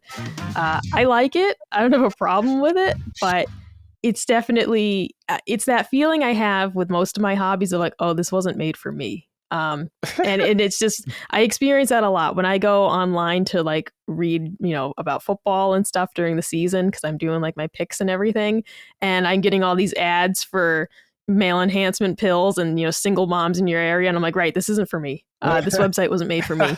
And it's how I feel when I play some of these games. It's like, I'm loving this, but this was not made for me. Right. So it's fine. I don't have a problem with it. It's more humorous than anything. And more so it takes me out of some of the seriousness at times. Like they'll be having a very serious discussion and then zoom in on somebody's boobs. And I'm like, I mean, you're just taking me out of this right now. But it's fine. It's just, it loses some of the serious edge for me when they do things like that. Oh, all they need is a John Marston for you though in there. Some John Marston-esque character. No, exactly. Yeah. That'll do the trick. That'll bring me right back into it. It's really funny you brought up the tutorials and stuff like that and having to go on Reddit to do that, to figure them out. I remember doing the exact same thing, and many other people I knew also did because of how poor the tutorials are in this game. They were really bad from what I remember, and I can't believe you couldn't look them up again. It's so crazy they did that. Exactly. Especially playing something, Unicorn Overlord, for example, has a very in-depth glossary system in the game. Not only going over who the characters are, in case you maybe forget what role someone was playing in the story. Like every character has their backstory in the game that you can go reference. And of course, throughout the game, you can reference the battle, suggestions and advice, all those things. You can just go back and reference. It makes sense. And same with something like Fire Emblem. Typically you're able to go back and review what the weapon wheel means for the games that employ that system, for example. And just you're able in most games to go back and review those tutorials again. It is bonkers to me that a game like this, where you have auto attacks. So your character is just constantly attacking. That fills up your, special gauge. And then you use your special attacks and those fill up the extra special gauge. Yeah. Even that part was a little unclear in the beginning of like, I can't figure out why I'm not getting the extra special attacks to fill up very fast. I don't get it. And then your elements, each character has an element, in your party. And that is just throwing things at the wall to see what works. And it's cool. Like I have a fire type person. So if I cast fire and then the water type casts water, it turns into steam, which is more powerful than either of those, right? Or if the earth character casts their spell and then I cast fire, it turns into volcano. It's a pretty cool system, but it's not explained very well at all. They basically tell you like, oh, just try things. And I understand like it's part of the exploration sort of the battle system. But man, getting started with it seemed so random. Like in my head, I was like, I can't figure out why sometimes I get the steam attack and sometimes I don't. And that's partly because the combat is so fast paced that it's like, you're not really processing what you're doing. You're just kind of like, well, that time it worked. And it takes several battles to figure out, okay, I have to cast mine first, then hers. Or sometimes it's they have to cast theirs first, then mine. Once you have that ironed out, it all makes sense. But it really was crazy to me that you couldn't go back and reference any of these tutorials and you're just figuring out yourself, or even some of the items in the game aren't explained at all. Like it'll just say, what the item does. And I'm like, but I don't really understand what it does. I'm going on Reddit to find out, what some of these power-ups actually do. Are they worth spending money on? So the game definitely doesn't hold your hand. Pros and cons to that. Sometimes games are tutorial city, and I hate that even more. But this one really just kind of leaves you in the dark on so many aspects of it that, once you figure it out, once you spend a little time going on the internet and learning from other people, it's much more fun experience. But I resent a little bit having to even do that in the first place. Yeah, I think that's totally fair. How do you like the blade system? Yeah, so as of right now, it's like, so you have your blade, that you start the game with, Pyra, and then you can unlock other blades. So far, they all suck, though. Like, I haven't actually gotten one that's better. Yeah. And so it's like, in my party, I have Rex, Nia, and the little Pon man. What is his name? Ty something. What is his name? The little Pon guy, and he's the robot friend. I can't remember. Ty, I don't know. Tyrese. They yell it a lot. He's like a Pokemon. He yells his name all the time. I started blocking it out, basically. I like the system in general, but so far I haven't gotten a blade that's better than Pyra. So I'm just still using the same one. And same with like Nia is this really cool character. Her blade is like this tiger creature. I haven't gotten one that's better than him. It's like I have no reason to switch things up right now because the ones that I'm getting are not near as good as what I already have. So it's a little bit of a disappointment. I've been going online for that as well to see like, well, you just have to find essentially the rare blade, components so that you can unlock them. And I just haven't found any yet. But yeah, it's what could be a really cool system, but it feels like a bit of a disappointment right now because every time I fuse with a new blade, they're not nearly as good as my current one. And even when I upgrade them, they're not nearly as good as my current one. Yeah. So I guess I just haven't gotten far enough to find quality components yet. I've been exploring the world heavily, so I don't feel like I've missed anything, but maybe I'm just not far enough along to have unlocked anything unique or better. But yeah, it could be really cool. But right now it's just like, well, I'm not actually getting any characters that are better than what I have. Have you done any of like the skill check doors or whatever? There's like certain things in the game that impasse you or prevent you from progressing and you need like skills to do it. And I remember being extremely annoyed when I did this because you needed like, I think some skills from maybe a different blade or something like that. Have you done any of those yet? So I've encountered a few of those. Okay. The field skills. Yeah, that was across. It. And so some of them I've been able to get past, and it is just a matter of like, needed to level up the current blades that I already had. There have been 2 that I have not been able to get past yet. And yeah, I do need blades that have different abilities, and I definitely don't have them yet. Yeah. Those have been more so, though, like ones to get treasure versus ones to progress to a new area. Like as of right now, each time I've needed to get to a new area, I've had the correct skills available. But when it comes to finding treasure or like special items, those are the ones where it's like, oh, I can't destroy this, treasure chest that has like a chain on it or whatever because I'm not strong enough, or I need a different blade altogether. Those I have come across, and it's a little annoying. I prefer in games where it's like, oh, you can't traverse to the area yet because maybe you don't have a guy who can like double jump or something, right? Right. I dislike it when it's like, oh, you just don't have the right guy, he's not the right skill level yet. And I'm like, oh, so I got to remember to come back. That type of stuff, especially with the map being so terrible. Like the mini map is just bad. It doesn't really show you what direction you need to go for the objective. You have to keep opening the full map to get an idea. You can't see the whole landscape, the whole area at once either. The map system's terrible. It's very, very bad. It just throws a lot of trouble your way for no reason.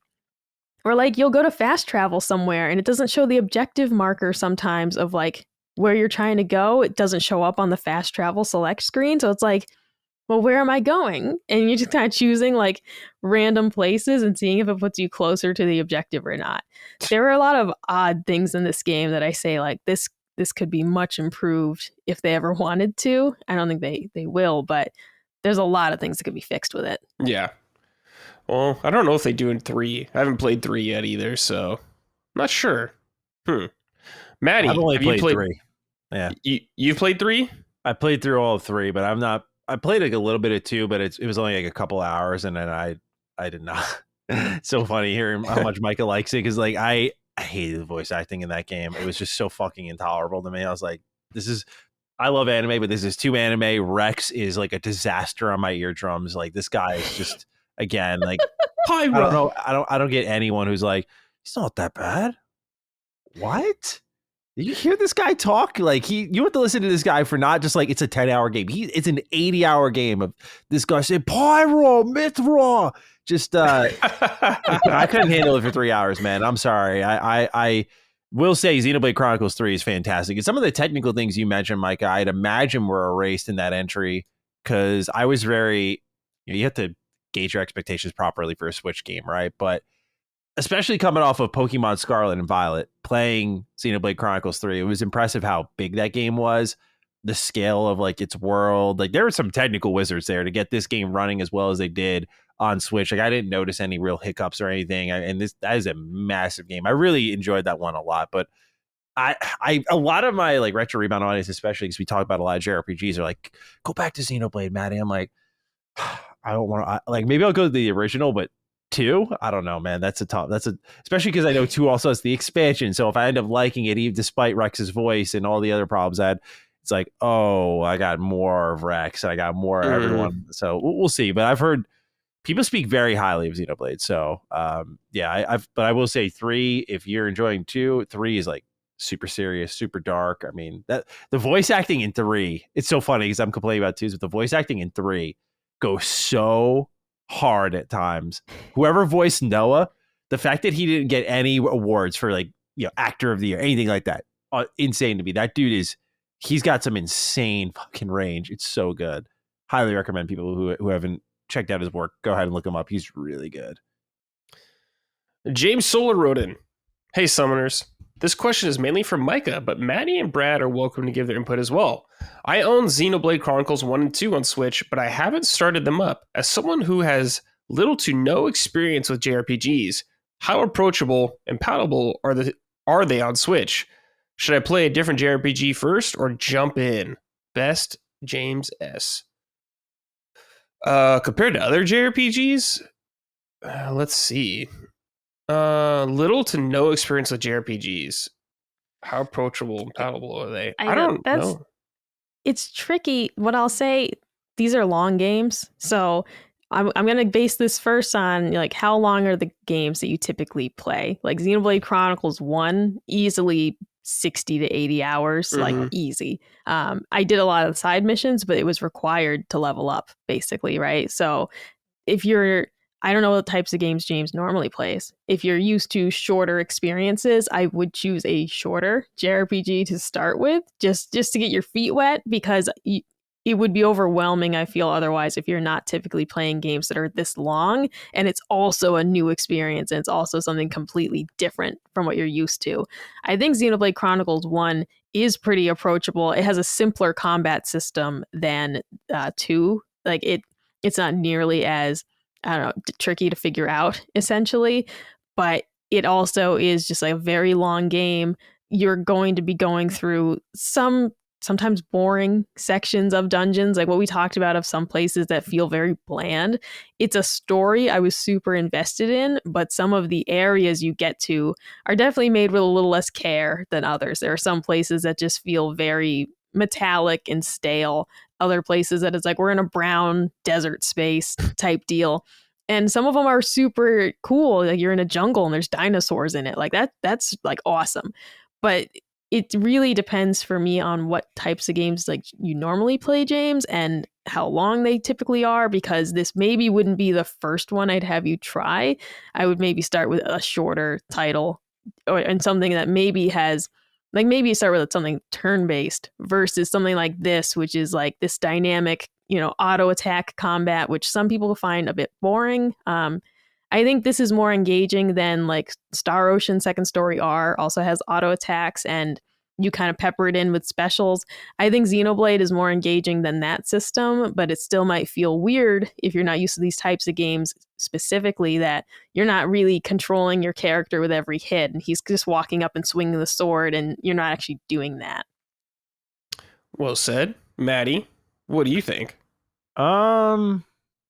I feel like Xenoblade, despite their fans acting like it's not, it's an acquired taste. It's a very widespread acquired taste, but I feel like it's an acquired taste nonetheless.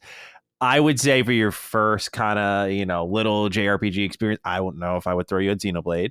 It should be on the list for sure. I am a believer that Persona is a good first JRPG starting point because you get a good mixture of everything. You get turn-based, you can take your time, learn enemy weaknesses, all that stuff. Get a really good story. and you kind of learn your tolerance with game length at the same time. So like starting with Persona 3 Reload would be really good for you because it's like that's really one of the shorter ones. It can go pretty long, but I mean, compared to like 4 and especially 5 Royal, like you're not going to be pushing past 130 hours. So, you can kind of gauge your tolerance, see if that works for you. If you really like the combat or if you like the storytelling, because some people I know, for example, who played like Persona 4 Golden don't like the combat at all. They just enjoyed like the social element. So like it kind of helps you iron out some of your tastes. I'm also thinking from like a modern point of view, because I would throw you at like Final Fantasy in some regard, but some of that, or like Octopath is a more recent example, but like Octopath has a lot of classic JRPG energy. Like, won't spoil one, but like the final fight is just tough as shit. Like the boss fights will like break your back. Like they just don't care, man. And so that might be tough to get into because that's more designed for like people who've played enough JRPGs and kind of know their way around these challenges. So I always lean towards Persona. I think it can be tough enough, but like with baton passing, especially, like you could really ease the difficulty on yourself. So I would throw you at 3 Reload if you have little experience. Xenoblade can definitely be on that list. It also just is about your interest. Like if you look at Persona, you feel nothing, but you look at Xenoblade, you feel something. I mean, that's half the battle. It's like you want to be there. Wanting to be there and wanting to learn is what leads to enjoyment. So if you feel differently from that, then go where your heart's telling you to go, James. It's a hobby to be enjoyed. So it's up to you at the end of the day. If you want like a modern game, a contemporary game, I would say Persona 3 Reload also, because it is just way shorter. I think 5's personally better, but 3's length will definitely help you get through the game a lot easier. And 3's still an amazing game, so do that regardless. If you want something that's like very traditional but still kind of newer, Dragon Quest XI is another one you can try. If you want to get retro, there's so many to choose from. Yeah. Particularly like Final Fantasy VII, if you were interested in that whole series. Any of the Pixel remasters, probably 6. A little more complex, though. But yeah, there's a lot to choose from. So Live Alive is a really good one. That's like a 20-ish hour game. Yeah, Live Alive, it is cool. Yeah. I wonder if just like learning the new characters, because you swap characters kind of frequently. Yeah, true. Might be a little tough for them. True. I don't know. It's all about length versus enjoyment. Yeah. That could sound horrible out of context, but you're talking about JRPGs. Yeah, but no. Check out some of those recommendations we said. See if any of them speak to you. All right. This is from Steve Ballmer, dude, from Microsoft. Hey, all. This one is from Micah. I've committed to playing through the Xenoblade trilogy. I'm still trudging through the first one and in an endless side quest. I can't turn down an NPC when they ask me for help, and I want to max all my characters. So while the game is great, music and story is top notch, it can or could get taxing with the side quests at times. Have you also committed to playing through the series? And if so, are you regretting doing so? How are you enjoying 2 thus far? Also, I want to say I listened to Easy A back in the day, and I'm thrilled that you're with LSM now, Brad. You're all awesome. Stay well. So are you committed, Micah, to all 3? Yeah, absolutely. So I made sure to buy 2 and 3. I played the first one, really enjoyed it, went ahead and bought 2 and 3 physical because some of those Switch titles are getting a little more expensive now. So I wanted to just make sure I got those when they were reasonably priced. And then coincidentally, James Solar, who wrote in earlier, had sent me a copy of Xenoblade Chronicles X for Wii U. So that is one that I will definitely be playing as well. I want to play the core 3 first, and then I'm going to get to that when I have my Wii U set up. I don't mean to interrupt, but what's the difference between X? Is it just a whole new entry, or? Yeah, it is. Yeah, X is like your mech based combat, right? I only booted it up for a few minutes just to make sure that the update downloaded, because after the whole thing about the Wii U eShop being shut down, some people had said that the patches wouldn't download. So I popped the game in, the patches did install. So because there was an issue with that game where the text on screen was just blurry by default. Like it wasn't your TV, it was the game itself. So that downloaded a patch, everything was fine, so the game works. I only played it for a few minutes, but it is like mech-based combat instead. Is it part of the story of 1 through 3, or? I don't believe so. Okay. Yeah, I don't think so. Because these games are like separate but related anyways. The first game has you on like one world, the second game has you in another similar world but different. type deal. And then X feels much more different. Got it. Okay. I don't know yet, like the extent of that, but it does feel dramatically different than the other games from what I've seen of it. Got it. Okay. Yeah, sorry, I didn't interrupt. I was just, when I heard X, I was like, there's another one. Yeah. Oh, yeah. Well, and so getting to the reader question, because when I was playing the first one, there's an absurd number of side quests. And I remember myself being, I wanted to do them just to help me level up, along the way, avoid some of the grind you'd have to do.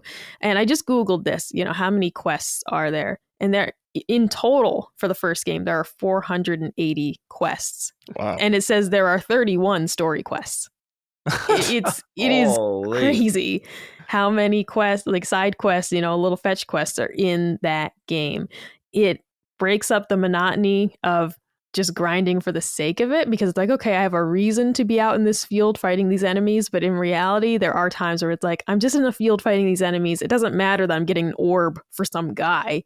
I'm still just doing the same thing. It did start to wear on me a little bit, but I also felt paralyzed by all the icons on the map, and I had to do them all. So I couldn't resist. I did the majority of the side quests, but it starts to wear you down after a while. There are a lot of them. Now, are you going to do Torna also, which is the DLC for 2? Probably not. I started the DLC for the first game because I bought, the cartridge that had the DLC like included. And I just what I had the feeling was like, this is perfectly fine, but I've had enough of it. I remember thinking like, I don't want to see Shulk ever again. All right. Like I am done with this. It was a great little story. I enjoyed it very much. Please go away. Like that was my overwhelming feeling of like, you know what? I'm just done with this. I'm completely disinterested in the story they're trying to tell in the DLC because I've had enough. And this amount that I already played was already too much. So I probably won't be exploring DLC for any of these. I'm not much of a DLC person in general. No, you're gonna have to for the third game. I haven't played it, but I know what it is. Yeah, you have to. I typically just like to be done with things. It really depends on the game. Is insanely good. I will say that. Torna? Yeah, I've heard Torna is like almost. I would argue Torna is apparently like a must experience for what's happening with the future of the series, from what I get. So you might have to play 3's DLC from everything I've seen. Maybe I will. You have to. I mean, maybe I also just need to take a break from it. Yeah, take a break. With the first game, I started the DLC immediately because I forgot that it was on the cartridge, right? So I finished the game. I was like, oh, I feel so accomplished. And then I get to the main menu and it was like the DLC was there. And I was like, oh, fuck, the DLC. So I tried it. And then it was too much. And the other thing, though, is that they bump you back a few levels, which annoyed me greatly because it's like, but wait a minute, like I was really strong and powerful and now I'm not. And that was just a lousy feeling to go from being a god in this world to being back to being like a mid-tier, level. That was the bigger problem. And I just shouldn't have played it so soon after. So I if I want to try that, I probably will finish this game, wait a while, and then play it. That was definitely a mistake on my part to play it so soon. Yeah. Don't burn yourself out. All right, this is from Snack Squatch. Hey guys, Micah, this is mostly for you. I put about 10 hours into Xenoblade Chronicles Definitive Edition. Something just wasn't clicking with me for the characters and story. I had a friend mention that 2 has a much more anime-style story and cast. With me not enjoying the first one for the reasons I stated, do you think 2 could be the winner?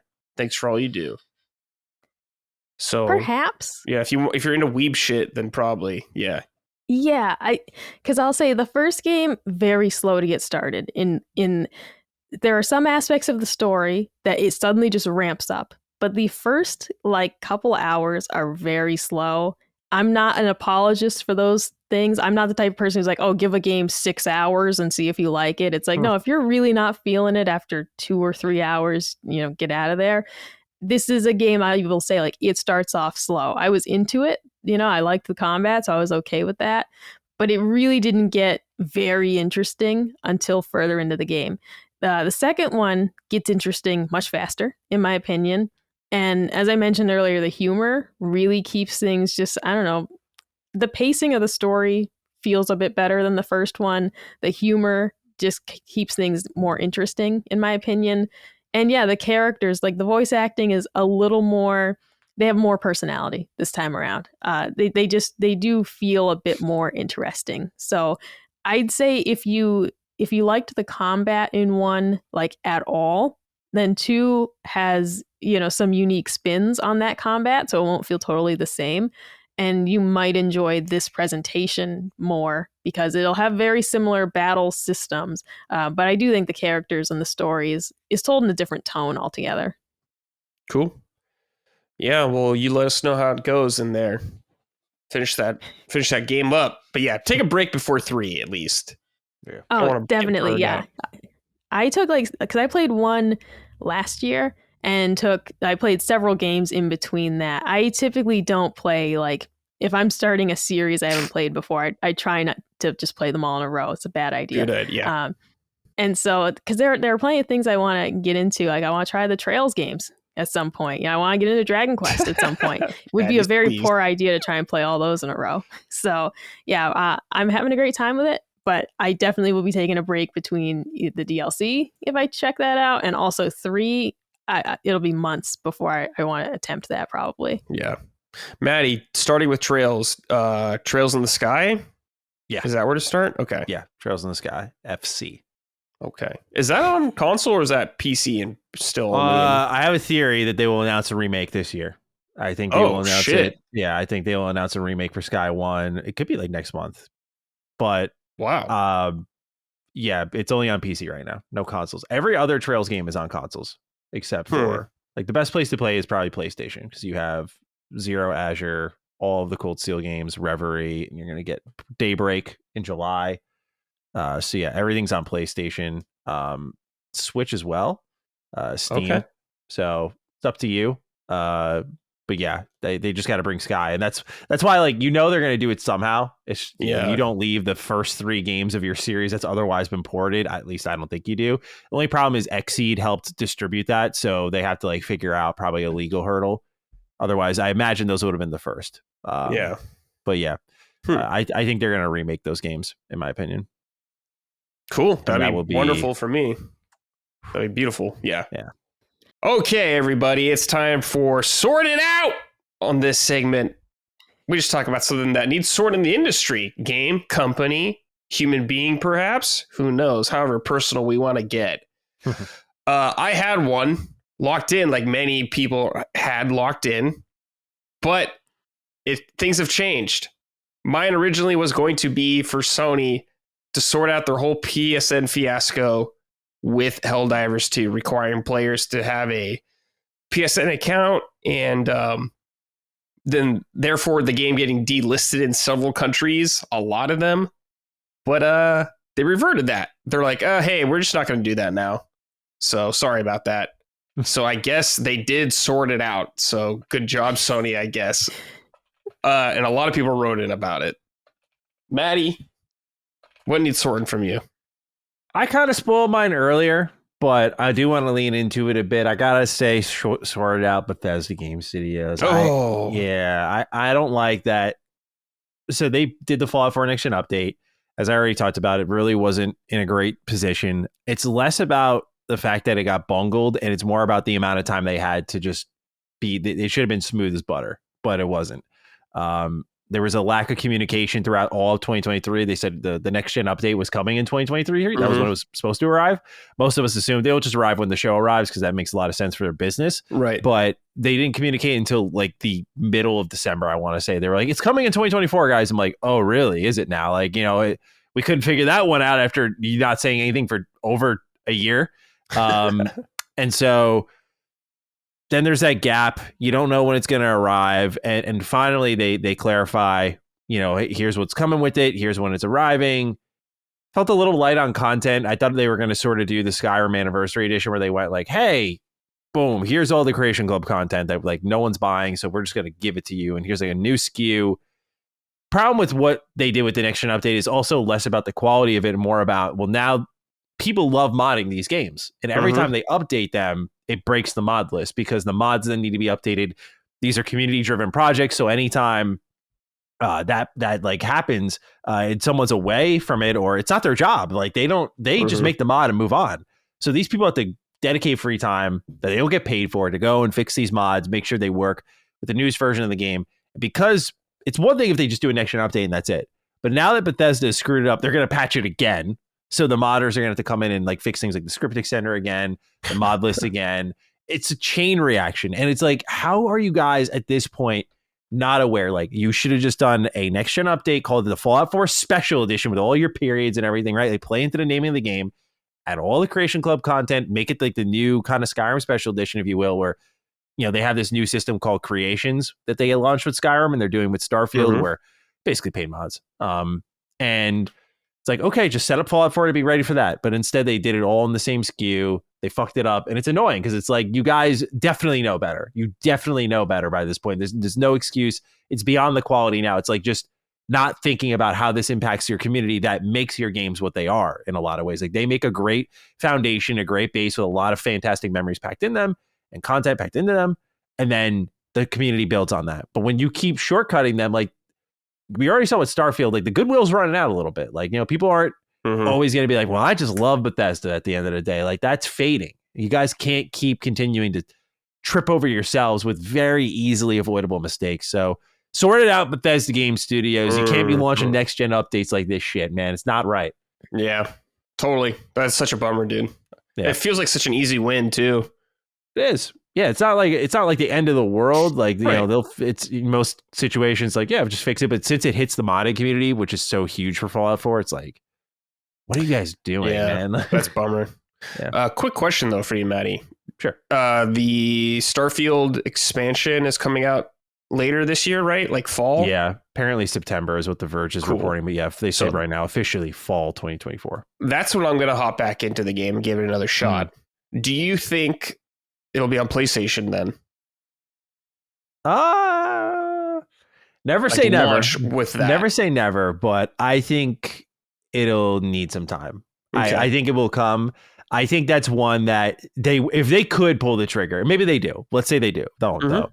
If they could pull the trigger, I think that's one that they stay safe with and be like, hey, a lot of people bought their systems very recently, even though the hardware sales are declining. A lot of people still did buy Xboxes for Starfield. Sure. We probably don't want to circumnavigate that whole decision-making process and just be like, well, you could have got it here just a year later with all the other shit you could have played in the meantime. I think 2025, it'll be on PlayStation. Okay. And they're going to live up truly to the means with all the expansions. It's going to arrive with all the DLC, and people are going to be like, wow, the best place to play Starfield is with the PS5 Pro. And that's, yeah. I'll be on PC, baby. That's where I always play Bethesda games.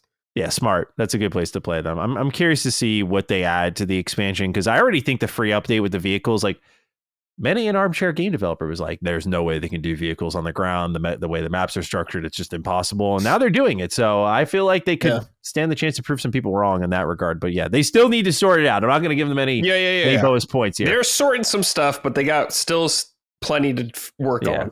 Yeah, they got a lot. They got their hands at a lot of places right now with like 76 doing so well. Yeah. Fallout 4 needing more updates. Starfield getting an expansion.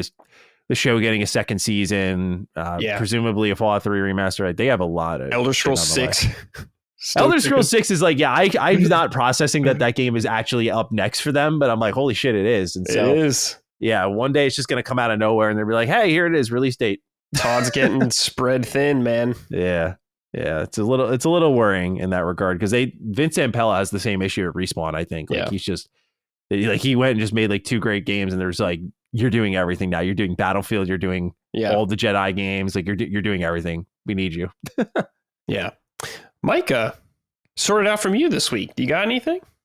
Yeah, mine tangentially related to your original idea, Brad. But this is to the gaming community.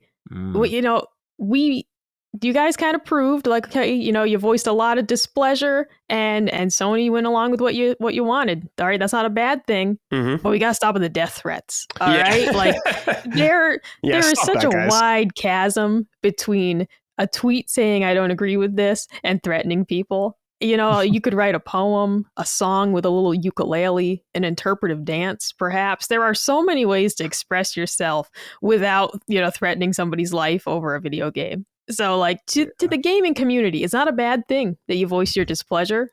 Certainly, you ended up getting what you wanted, a lot of the community. That's not a bad thing. But man, oh man, do you like death threats for this? It's like, you got to stop doing that. We can't keep doing this. All right. Like, we got to stop doing that every time we don't like a game. You know, even you want to review bomb something. I don't agree with it, but like, whatever. But like, we got to stop threatening people. Like, for the love of God, we got to stop doing that. When has it ever worked? Is the question. Well, that's the thing. Now they're going to be like, it worked. And it's like, no, not that part, though. Like, that wasn't the part that they listened to, I don't think. Yeah. Yeah. I mean, it's like, you're going to get psychopaths like that and everything who are death threatening people. So all we can do is just say to the gamer space, at least, like, you don't need to do death threats. You guys know that. You just don't need to do it. No. I'm not saying any of you are doing it, but just don't. There are so many creative ways to express yourself. You could draw pictures, memes, like just do some memes. Yeah. I made a lot of memes about the Activision, acquisition. Like I made a lot of memes about that. Yeah. Just make some memes, song, poetry. Ukulele is very popular. Exactly. So there are many options that you have to voice your displeasure. And you want to go review bomb something, go ahead. I don't read reviews and I don't pay attention to them. So like, I don't care. If a game gets a 2 and I want to play it, I'm still going to play it. Like that's just, so it's like, whatever.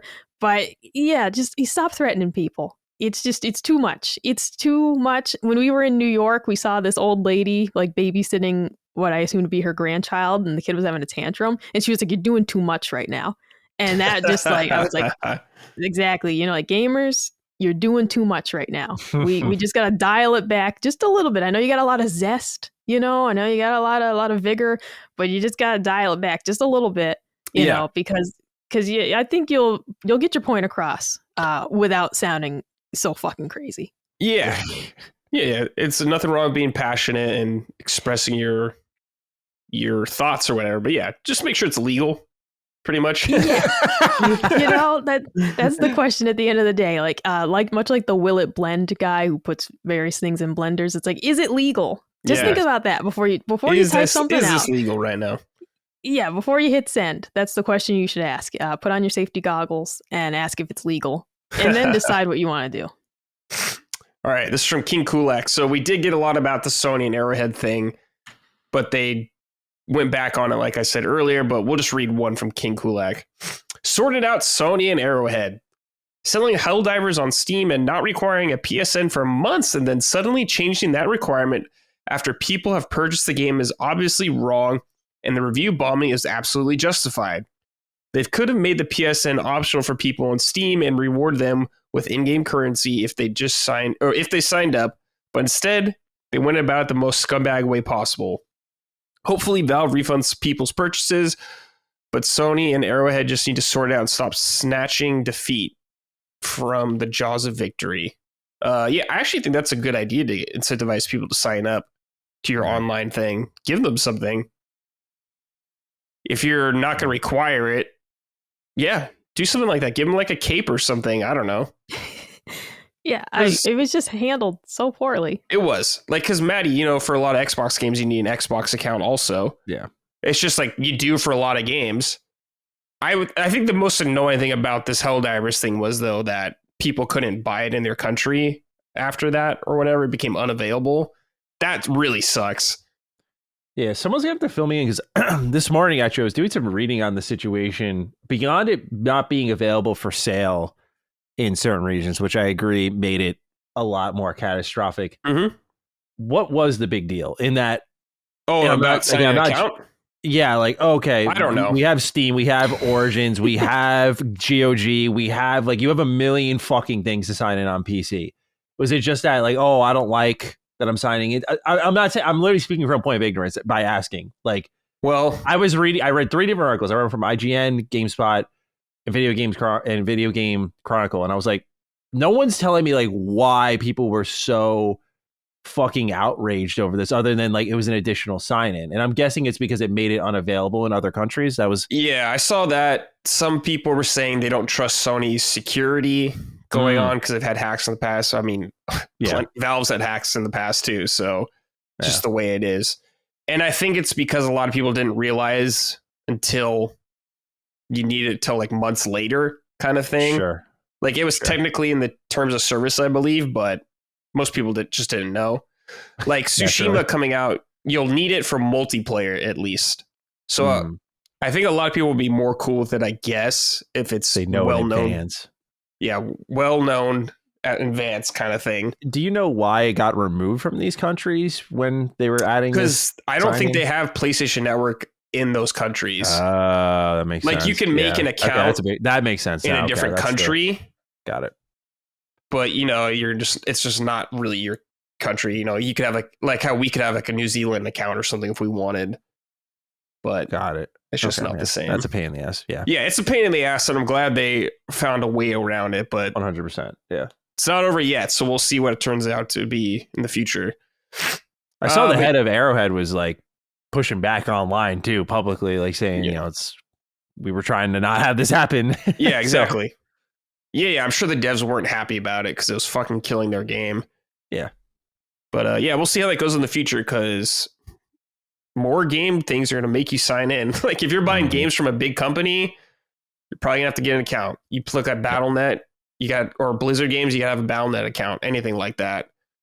Microsoft account also. Bethesda had an account for a while. That's gone. You still need Bethesda.net to get into their console mods. Yeah. Okay. So it'll happen somewhere somehow. Like we said, Ghost of Tsushima will have it for multiplayer, which makes more sense to me because it's crossplay. But at least single player, you don't need it. All right. This is from Papa Biscuit. Sorted out Twitter/X. Fix your shit. I fucking muted many words related to X-Men 97, hashtags, uppercase, lowercase, etc. About 15 variations, and yet I open the app and the first thing I see is a massive X-Men spoiler / surprise with the hashtag X-Men 97. I fucking muted that hashtag forever ago. The episode aired 2 fucking hours ago, and already people just have to post shit online. This is why social media makes it impossible for me to enjoy weekly shows. I prefer all episodes released on the same day. Just watch it when it airs, and you won't get spoiled. Why don't those people go get fucked instead of posting spoilers? All right, Papa Biscuit. It's okay. Got it all out of his system now. Yeah, get it all out, Papa Biscuit. It's totally cool.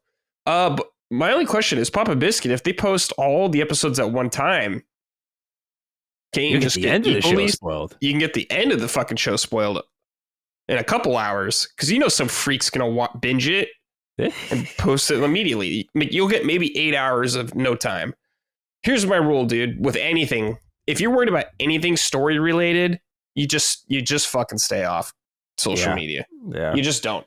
I appreciate you doing muting and all that stuff. That's an awesome idea, and I definitely have taken advantage of that, but some shit slips through the cracks, man. I don't know. It's a dangerous game being on social media. Yeah. I would just stay off if I could, if I was in your position. I don't know if you need to for work or whatever. I'm not sure what's going on, but you gotta be careful out there, dude. But best of luck in the future. I agree. Because the tricky part is you'll mute certain words, but then people you follow may like the same thing you do. And then it'll recommend to you things that they like because you share this interest. And that's where you'll get like a spoiler like that, even though you clearly tried to mute it. It'll just, I mean, Twitter's been a shit show for especially the last couple of years when like changes were made where like you couldn't even like link tweets with the thumbnail for the tweet showing up and just being able to read it. Like, as someone who I deleted the Twitter app off my phone because like I think my usage of it was like too heavy at times. Or it would be like a thing I just mindlessly go to. And the second I delete it, I feel like I have just a way healthier relationship with social media. I enjoy games like and movies and shows like way more organically. Like I don't get things ruined for me because I'm just not thinking about social media. So I'm not on it as often. Like I leave it on my computer. So I literally have to deliberately go to it, which I will. I enjoy social media in that regard. But you should definitely, like, if you can, rinse it from your phone, man. You don't need it. Sure. Especially if it's getting spoiled for you. Because people are, that's the thing. Ever since like The Mandalorian, I just realized I'm like, really Game of Thrones, like people are assholes. Like they just, oh my God, this person fucking died. I was just like, are you only thinking about yourself, man? Like really? Like, is it that? I mean, I get it. There's certain things that are tough to walk around, but shit, dude, it's bad. I prefer grace periods, at least give people a couple days, but it's just the way it is, man. People just post shit immediately. So that's just the world we live in. Micah, what about you? Any annoying social media things like that coming up?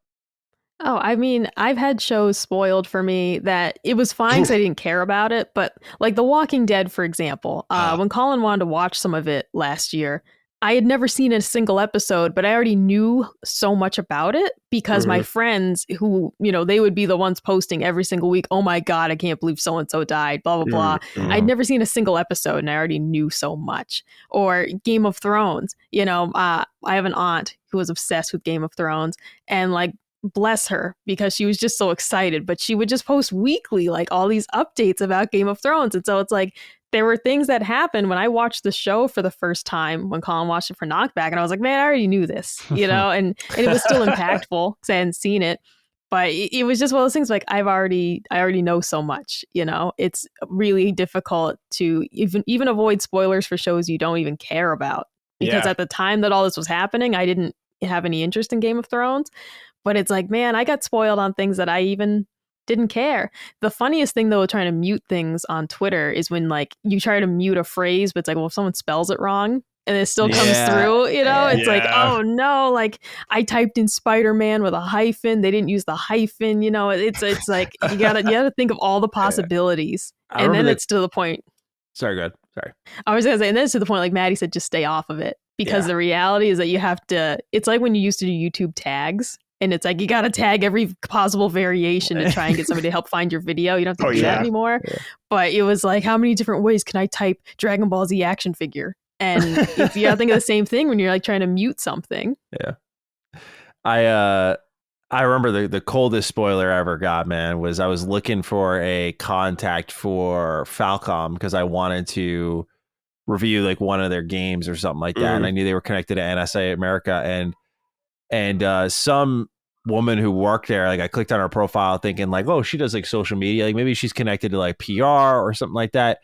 And I won't say what, but her banner was like a major Cold Steel 4 spoiler. I was like, oh no, like that's really bad. I just saw that. And it was a fucking banner image. I was like, damn, like it's one of those, there's certain people who operate in particular echelons of the web. Like some people are like, this is niche, but like, if you're not caught up, too bad. And I think that was like the profile landed on. Like, I work here. I love these characters. This thing happened. Too bad if you didn't know. Like, it's just, oh man, that one sucked big time. That was like, it wasn't deliberate or anything. I got hit with the Spider-Man 2 spoilers where they were like sending the black backgrounds with the white text of like what happens in key moments of the game.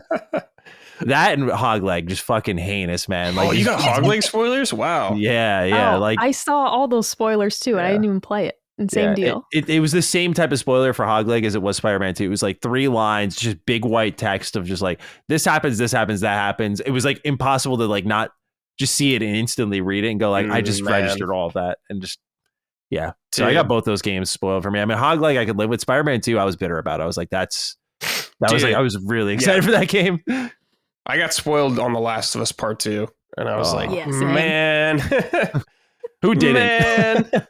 It's like, come on, guys. It was like in a Twitch chat, too. I was just like, fucking hell. Some drive-by dickhead spoiling it. God. All right. Let's move on to LFO. Hello, lads and gentlewoman. Whoa. Gentlewoman? Yeah. I guess. Does that work? Is that something everyone's ever said? Do you call them gentlemen and gentlewomen? No. I know ladies and jellyfish. That's one I rip sometimes. But not that's a good one. My group chat with my old coworkers, we've seen like some gender neutral, like phrases, and one of them was esteemed bastards. And that's been our group chat ever since with my old coworkers. Yeah. That's a good one. Makes me laugh every time. I have a sorted out for Square Enix and their poor financial decisions. There needs to be more quality control overall during the development phases. We don't need more games like Left Alive, which I somehow rolled credits on, Babylon's Fall, Balan Wonderworld, and The Quiet Man. These games were simply not up to the task and should have been canned way before release. Also, space your other more promising releases better. Don't go dumping 2 and 3 of the same genre in the same month, please. Finally, please, someone tell Armor Projects to cool it with the middling Dragon Quest spin-offs. Other than 3 HD and 12 news. Other than 3 HD and 12 news, we also need a Pixel Remaster-like collection for the first 6 and a re-release of 8. Thanks and good show. All right. So there I'm not a just going 7? to push back slightly upon you. Yes, all those were big mistakes, but they have moved away from a lot of those. Left Alive, that was a while ago. Babylon's Fall, a while ago now. Balan Wonderworld, a couple years ago. The Quiet Man, definitely a couple years ago. Haven't had any of that. So, and I think the last time they released a lot of stuff at the same time was like 2 years ago, like Valkyrie Elysium and a couple other stuff. So, but those were big mistakes. They haven't had those recently. And Dragon Quest spinoffs, I don't know who's doing H3 HD, 2D, whatever the version that game's going to be. Yes, we need that. And 12, we definitely need. And I think we like a Pixel remaster, of course, makes sense for me for 1 through 6. We need a re-release of 7 and 8, not just 8. So I don't know. They're getting like a little back on track, especially when they're canceling a lot of projects, it seems like, that aren't profitable. But these things take years to like show and bear fruit. So hopefully we'll get there. But it seems like to me they're on the right path. But yeah. I will push back in one regard. Go ahead. You can cool it with your middling Dragon Quest spinoffs, but you better make Dragon Quest Builders 3. That's all I'm saying. Yeah, those are good games, actually. I love Dragon Quest Builders, dude. Yeah, Dragon Quest good. Builders 2 is one of my favorite Minecraft-like games. That shit was gasoline. I played it so much. That was like in my top 5 games of the year when it came out. Like, I love Dragon Quest Builders 2. I'm so upset they haven't made a third one. Like, I know little about Dragon Quest, but Builders, that's some good shit, man. Good. It's what got you in, man. Yeah. That's all it takes. Wait, have you played a mainline Dragon Quest game? No. No? Okay. No, I've dabbled, I should say. Like that. Like I played the demo on PS2 for 8 because I was like, oh, this looks like Dragon Ball. I was like, this isn't Dragon Ball. I'm out. And then I played the demo for 11. Okay. So you at least tried it. Got it. Yeah. And I think I would really like it, especially nowadays. I think you would. My JRPG taste has become more refined. So I want to give it a roll. What would you say is the best one to jump into? To start it? Just 11, probably. Just jump into 11? All right, cool. It's the most modern feeling too. Like 8. 8's my personal favorite, but you have to either play that on a 3DS or a PS2. Yeah, the re-release on 3DS. Yeah. But it's 11, you can play on anything modern. And it's really good. Cool. I'll give it a shot then. Yeah. I got it on the list. I'm holding off on Dragon Quest until I get into 14. Like that's Final Fantasy 14 is the first one I want to Okay. I want to hit that up. I want to do my job there. Yeah. Throw my life away at that and then start tackling the next big JRPG series because I know Dragon Quest is going to be mountainous. Hit me up, Matty. I'm pretty much caught up. No, I know. I'm going to be on trails coming. Bro. I'm going to need your I'm going to need your help. Trails coming up. Be happy to help. I want to get Locke in there. Oh my god. You fucking hate that game, dude. Yeah, he would. All right. This is from Alejandro Segovia. Segovia? Hello, Brad, Micah, and Matty. For this week's Sorted Out, I nominate both IGN and GameSpot's recent Final Fantasy rankings. Well, they got the top choices right. The rest of the choices were befuddling. Looking forward to LSM ever doing a ranking. Pretty sure won't require much sorting. Take care.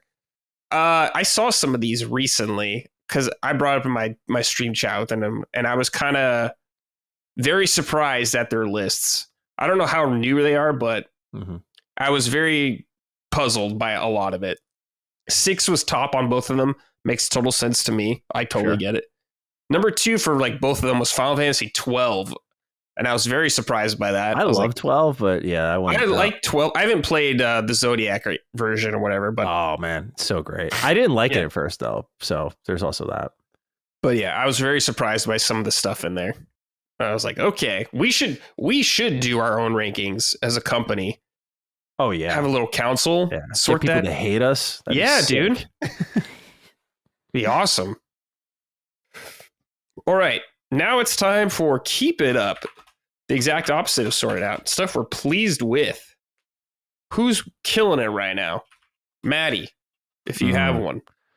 I don't know if they're killing it, and they're definitely enemy of the state here on Last Stand, but I do want to say, as a customer there who buys products from them frequently and had my issues with them, their communication has been better. I'm going to give a little keep it up to limited run games. Oh, I've had my frustrations as a customer, like many, where's this thing I ordered a year ago? I want to know what's going on in its production. I want to know where it is, when I'm getting it. And they're not perfect, but they're doing better. Like I get updates on the things I've ordered a while ago. I'm not getting that surprise box in the mail one day. I'm like, oh yeah, I bought this 8 months ago. Cool.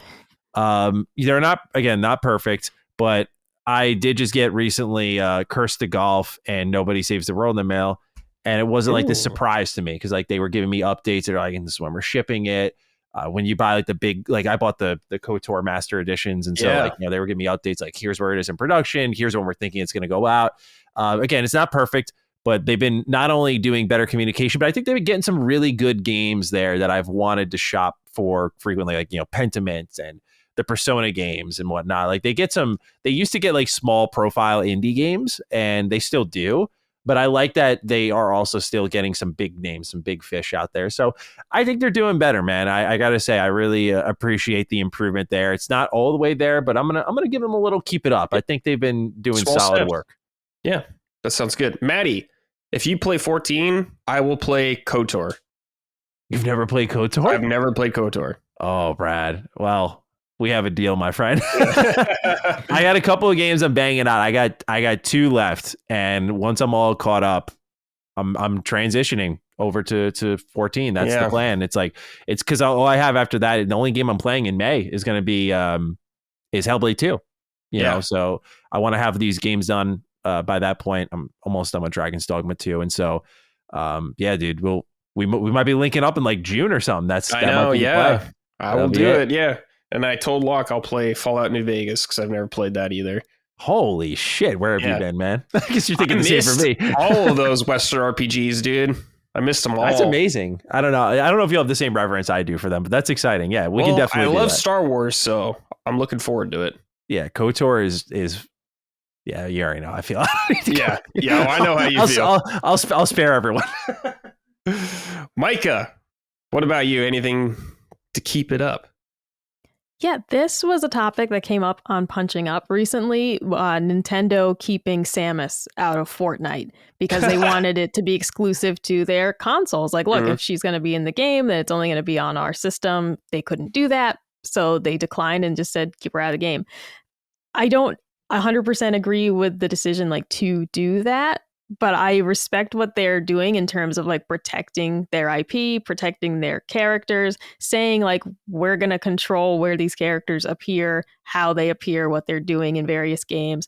Because as much as I think it's fun when you see oh, wow, yeah, we got Kratos in here and Naruto and everyone's running around. And then at the same time, it's sometimes it feels hokey.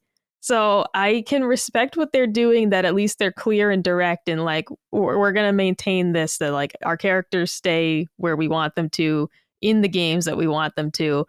And, at the end of the day, I just think that they're protective of their games. And so I appreciate that as a consumer, as someone who got a little afraid when the Mario movie came out of are we going to start Disney-fying this and Mario's going to be everywhere? And it's just as someone who really loves Nintendo and just some of the exclusives and thinking man, I just don't want this to turn into this is so oversaturated and it's, you can't avoid it. And that's not the case. And that's not the direction it's going in. And I respect them for that because it'd just be an insane money move of of course, put Nintendo characters in Fortnite. Absolutely. But I like what they're doing in terms of just saying no, we just won't, I can respect it. Yeah. Well, I wish they protect Samus like they should be by releasing more games frequently. Yes. They've been treating Samus dirty for so long. I mean, thank God we got Dread. And so good. Prime 4 sometime, I guess. You got to treat Metroid like you treat the other big boys, though. Got to treat it like Zelda and Mario. Do you think they launch Switch 2 with a little Metroid Prime 4? Yeah, I was wondering that. I wonder if it would be a cross-gen game where it's on Switch and whatever Switch 2 will be. Yeah. Because they've done that before with Zelda and stuff like that. But I don't know. Hopefully just I got to catch up on Prime. I only beat the first one. I haven't played 2 and 3. So yeah, 2 and 3, you got to do Wii version or GameCube. That's all there is. Yeah. But Prime's great. Keep it up for me. Who do I think needs to keep it up? I was not prepared for this. I was not prepared for my own show. My own show. I'm you're never not happy prepared with for this. anybody right now. No. I'm happy with people. I'm just trying to like, who am I the most happy with? Yo, keep it up.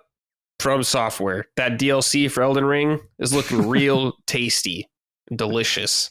Hell yeah. I can't wait to play that game. It's going to consume me for 1 week, and it's going to be incredible.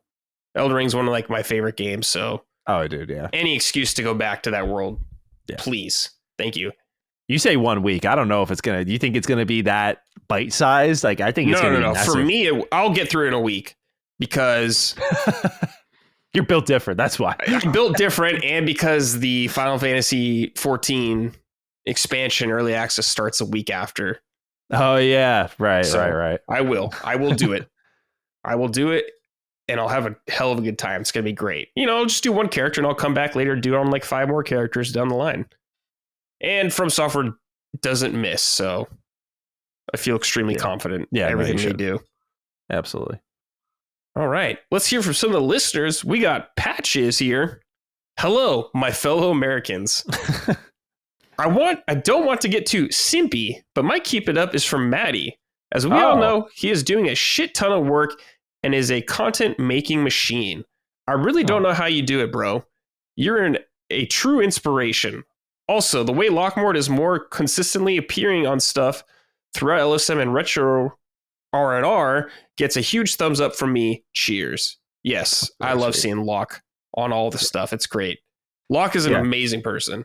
Absolutely. That's why I wanted to like have him start doing weekly videos, because he was like, well, if people hate the video, like we'll just stop. I'm like, dude, shut up. That is the most Lockmort thing to say. Yeah. Like he's so out of his own way constantly. Like I have to force him into shit. I'm like, dude, you're going to be fine. They're going to love you. It's like he's a tough guy, but he's got a soft inside. He's a softie.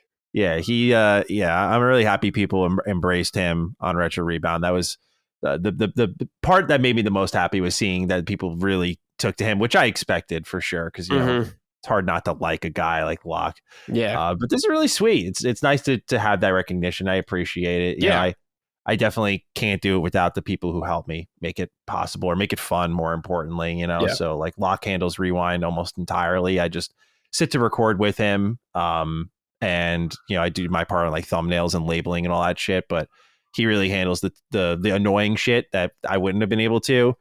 And then Rebound's like a full team effort. Like we have an illustrator, we have an editor, we have Locke and me making videos. So it's a full effort over there. And Mr. Matty's easy to maintain. Like I just handle that by myself, That's a lot though. You do a lot. You are insane how much work you do. It is a lot. Making your game too, doing this show, doing these shows, doing your own show every week. Yeah, it's a lot, but it's like, for example, this weekend, like I had a lot of extra time. And so I like dedicated my day to working on my game because I was done with all my video stuff. And then just at night played games. Like I have time for everything. It's just like really being picky about when I do certain things and like understanding I can't do it all. Like I haven't watched anime in a while because it's like, I got to watch more TV and movies for Rewind now. So it's like time to dial back take that lever for anime and just turn it down. But yeah, it's a lot, but it's manageable. And again, I'm really thankful for guys like Locke who do make it manageable. Cause like when he first proposed to me Rewind, I was like, I want to do it. It's a great idea, but like, dude, I can't. He's like, what if I handled it? I was like, well, shit. Okay. Well, if you want to handle it, then we can do it. And then that's where we are now. So he's made it possible entirely. So the credit should really go to him, not me. Goes to both of you. You both do great work. Thank you.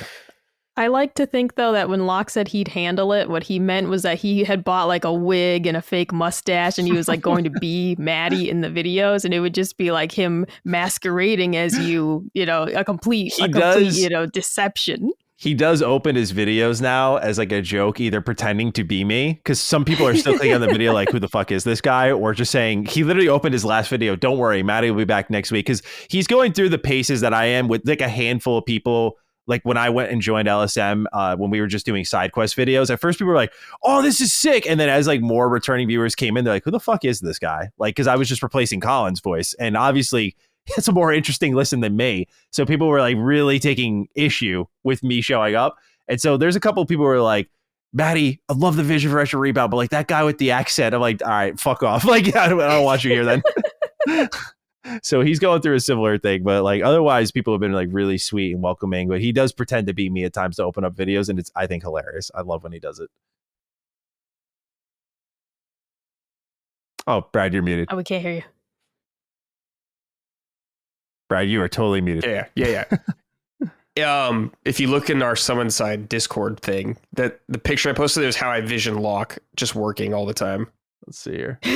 Hold on. He's actually, the way he smokes, I've actually gotten an intimate look at it. Like, we'll be recording. So what we do is on like Thursdays, we'll sit down, we'll do call sheet, watch party, and we'll do memory card together. And like, we'll talk, and like he gets all amped up on the show. And like right when we stop recording, he'll like light part of a cigarette, start smoking when we like get ready for the next show and everything like that. And then he puts out his cigarette again, records again, then we start up another one. He like in between he's lighting his same cigarette. Like he relights his same cigarette like 8 times in a row. It's fucking hilarious. I noticed that too. I was like, look, you can just smoke on it. I don't care, dude. And he goes, no. I'm like, all right. All right, Locke. That's so funny. That picture's so accurate. Yeah. That's just Locke to me. All right. This is from Kazden Risk. Hey, dripping with sweat, summon ussies. Jesus. Micah, congrats on the wedding and happy new year to you all. I wanted to give a chance, keep it up to Fortnite. Their Star Wars event is actually a lot of fun with cool cosmetics, but also quests with free goodies. They also just added guitar controller support for the music mode. Keep it up, Epic. Take care. Fortnite's a very impressive game with how much they add in for their updates. I mean, it's one of the biggest games in the world, but they change shit up a lot. And that is cool. Yeah. You can use plastic instruments for their music thing now. For all those Guitar Hero boomers out there who miss it, I guess. Like Dustin and shit. So, cool. All right. This is from the Fisherman's Dream. Keep it up, Steam. Thank you for unfucking a bad situation with people affected by the Helldivers 2 PSN fiasco. The most fair, albeit avoidable, way to deal with the situation. Just for context, they're giving people refunds on Helldivers 2. Yeah. And this is from James Hill. Hey, Summoners.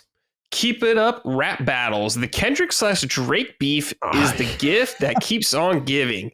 Great beats and killer bars from both artists, but K. Dot is going for the kill. Dropping Euphoria, 616 in LA, Meet the Grams, and Not Like Us in the same week is insane. Meet the Grams is one of the most vile, disrespectful, hate-filled disses ever. It's real hip-hop. What do you guys think about this beef and extreme levels of hating? Have a great day. I don't understand what's going on. I know they hate each other and beefing, but I don't fucking know what the hell's happening. I have not listened to any of these songs. I don't get it, but it's everywhere right now. Yeah, I have been keeping track of this a little bit, and it's pretty hilarious because like Kendrick released a diss track, and then I think a few days later Drake releases one, and then Kendrick an hour later at like 1 a.m. just released his next diss track, and then released another diss track that same day. Like he fucking hates this guy, dude. Like he just beat the shit out of him verbally. It's been crazy, and yeah, a lot of people against Drake now, so not looking good for him. But yeah, I mean, Kendrick's an easy guy to root for too. Like Kendrick's amazing. So, but yeah, it has been like feeling very old school, like just watching these two just diss the fuck out of each other. But I've really enjoyed it. Yeah, it's like taken over my timeline with just random shit. Like everyone is talking about this. Well, Kendrick hasn't released a new song in years, is what I found out. And so the fact that he's just put out like a ton in a row, just like that, it just shows he was just kind of chilling. Like he could just made this great music whenever he wanted. He's like, oh, I just need like a purpose. And Drake is his purpose now. Just motivation. Just erasing his entire career from later. Jesus. Yeah. I'm curious what the aftermath will be or how long this will go on. All right. Smite 2. Matty, you've been playing the alpha of this game. Tell me about Smite. Oh, man. I love Smite. If I had a most played game ever, it actually might be the first Smite. Yeah, man. Like I was playing that game since its original beta on PC. I remember there's actually, if you want a deep cut Mr. Matty Plays video, I have a Smite beta video out with a shitty thumbnail, and it actually did stupid well. But I love Smite because when I first picked it up, I was, everyone was talking about League of Legends at that time, the early 2010s. It's like, I don't like this top-down perspective. I don't feel very connected to the character. The gameplay doesn't feel right. And so in comes Smite, this like action game, but it's a MOBA still. It's got your 3 lanes, it's got jungling, it's got farming, all the stuff, the builds, everything you come to know and love. I'm like, okay, this is great. And so fast forward like probably thousands of hours later, here I am. I really do love Smite. I mean, they had a massive roster of like over 100 gods to play as. For those who don't know what Smite is, it's a 5v5 MOBA. You pick from a massive pantheon of all the gods. Like you have Athena, you have Ra, you have Thanatos, you have like, think of characters. The high level personas are here pretty much is how I look at it. And they do great partnerships too. Like they partner with Nickelodeon a lot. So they had like Ninja Turtle skins. And so you can play as Loki, but you can give him a Raphael skin. Cool. They partner with Avatar: The Last Airbender. So they have like really fun skins as well. And so Smite was on the decline for a while. I stopped playing Smite for a couple of years because like at a certain point, I think you have a MOBA awakening and you're like, all right, this is starting to really just pull away from what I want to do, which is play more games. Like MOBAs to me are the ultimate, just one more game, except each game is like an hour. So you go from 1 hour to 3 hours like that every time. Like this alpha, I had 3 hours in it and I just went in for one match. That was it. I was like, it's one match.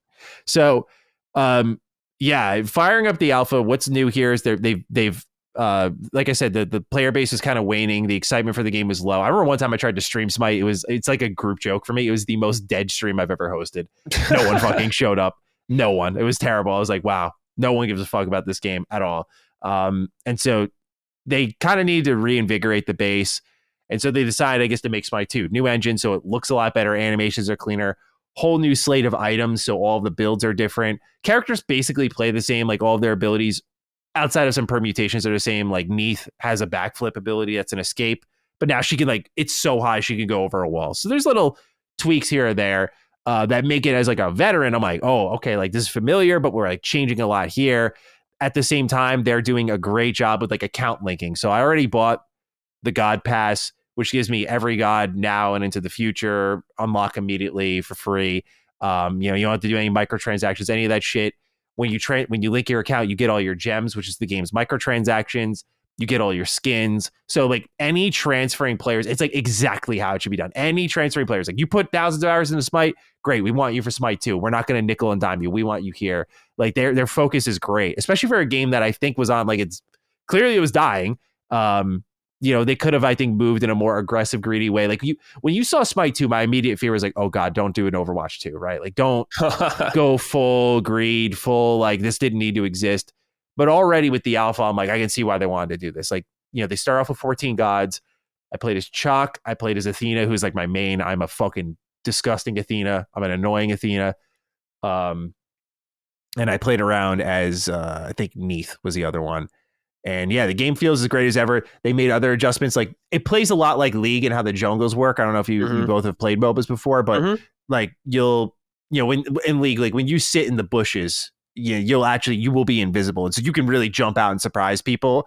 And so like we did that on one character, like my friends and I all hid in the same bush, like 4 of us, and someone just walking by the Gold Fury, dove their ass, took them out. It was like, I feel like, yes, we can do this in Smite now, man. Like it used to be just a free for all in the jungle, which was part of like its ilk. But, as someone who then, when I left Smite, played a couple hundred hours of League, I was like, damn, this shit's really good. And so now to see Smite's just going to take elements from League, like I dropped League because that was taking over my life. And so now I'm ready for Smite 2 to take me over.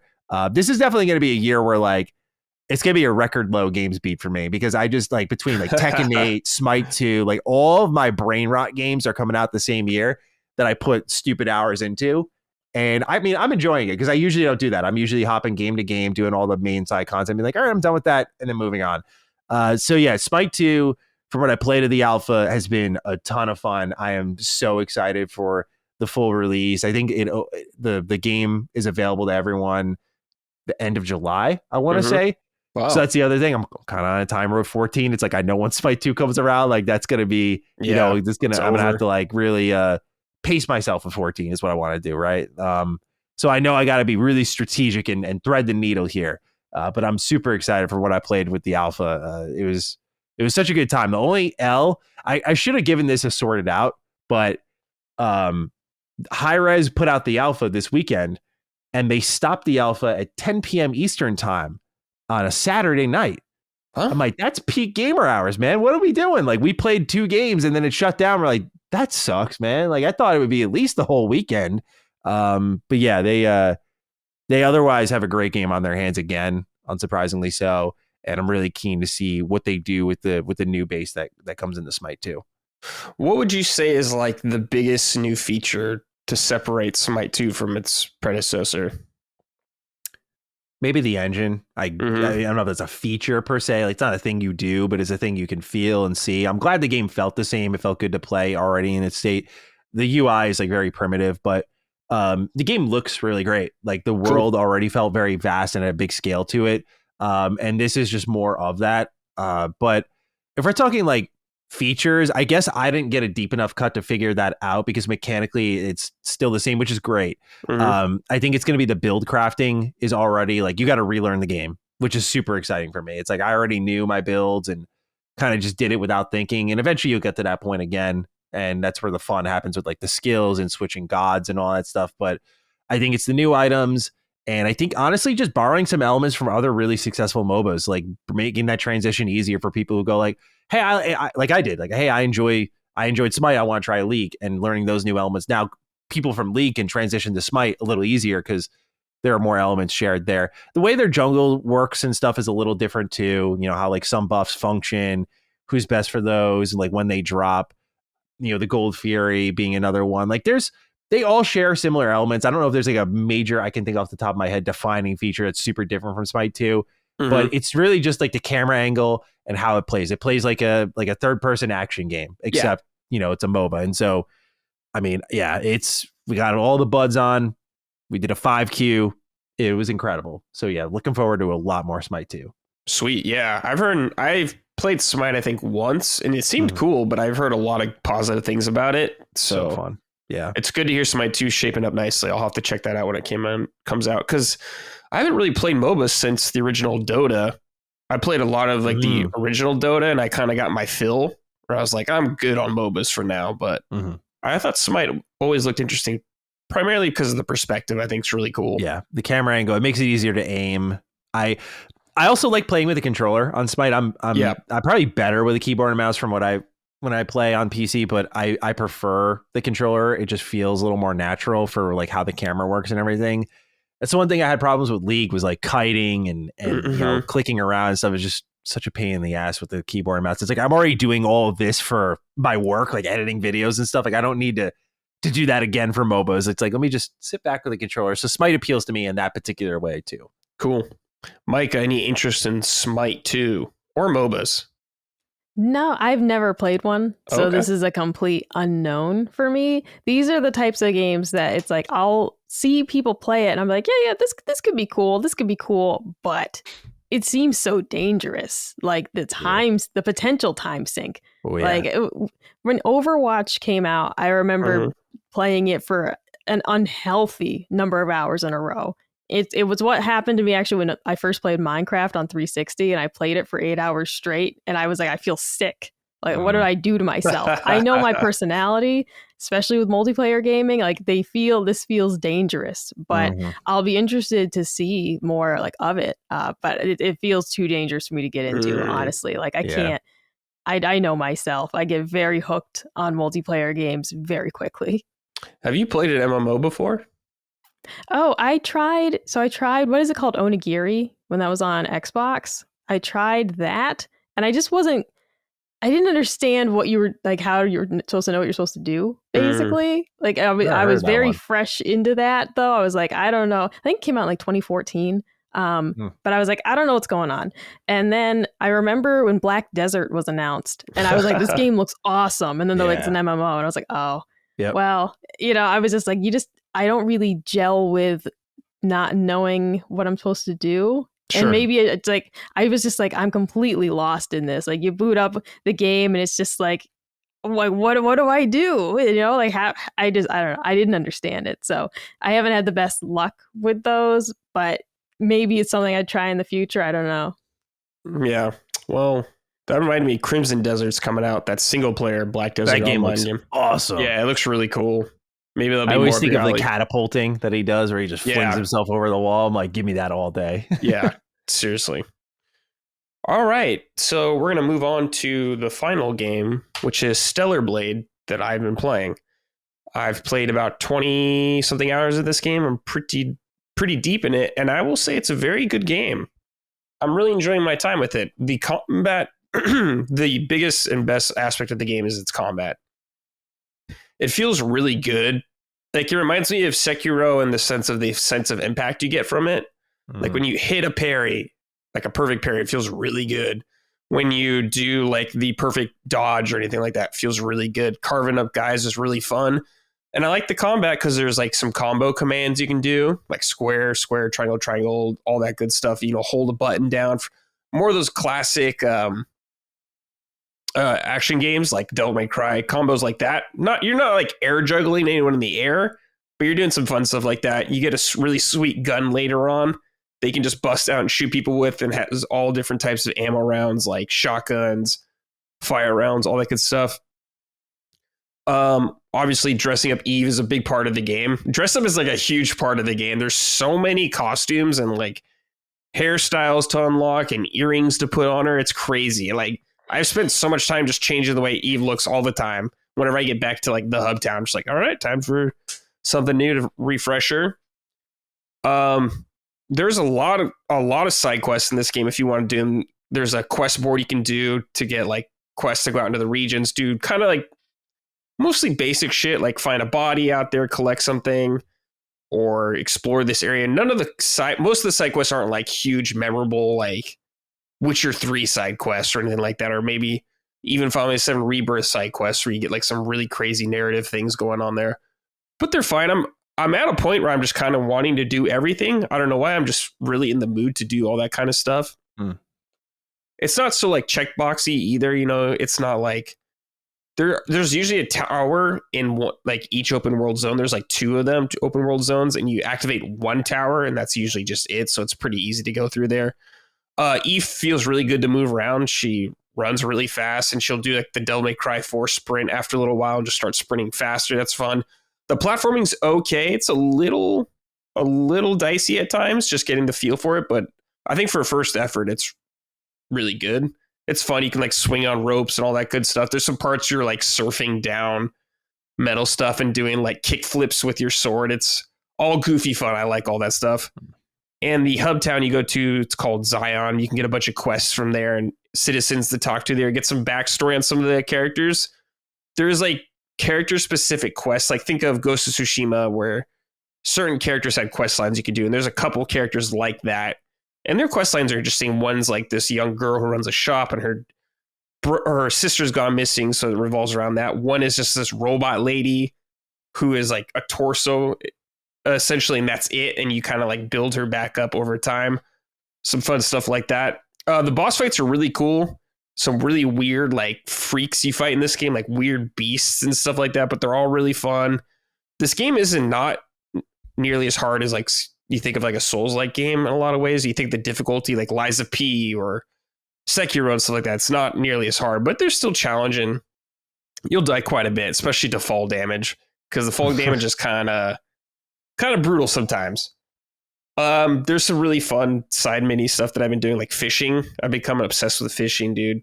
Throughout the world, there's like ponds you can go to and fish, and I'm just collecting all these fish to get rewards for upgrades to your stuff. You have like your armor things or these things called exoskeletons you can put on. They all have different stats. So I'm messing with all that kind of stuff to upgrade them. Also, you can do additional pieces for your character, like 4 other slots that give you like, you do more damage to shield or something like that, or you just do more damage altogether or heal a little better. Just like a little other accessories you could put on your character. And what's cool about the combat is not only do you have these basic moves, but if you hold L1, it kind of opens up like a hot menu or a hotkey menu. Kind of think like Rebirth, if you played that recently, where you can put skills on there. One of them is like a rush where she like does like a lot of damage for it going forward.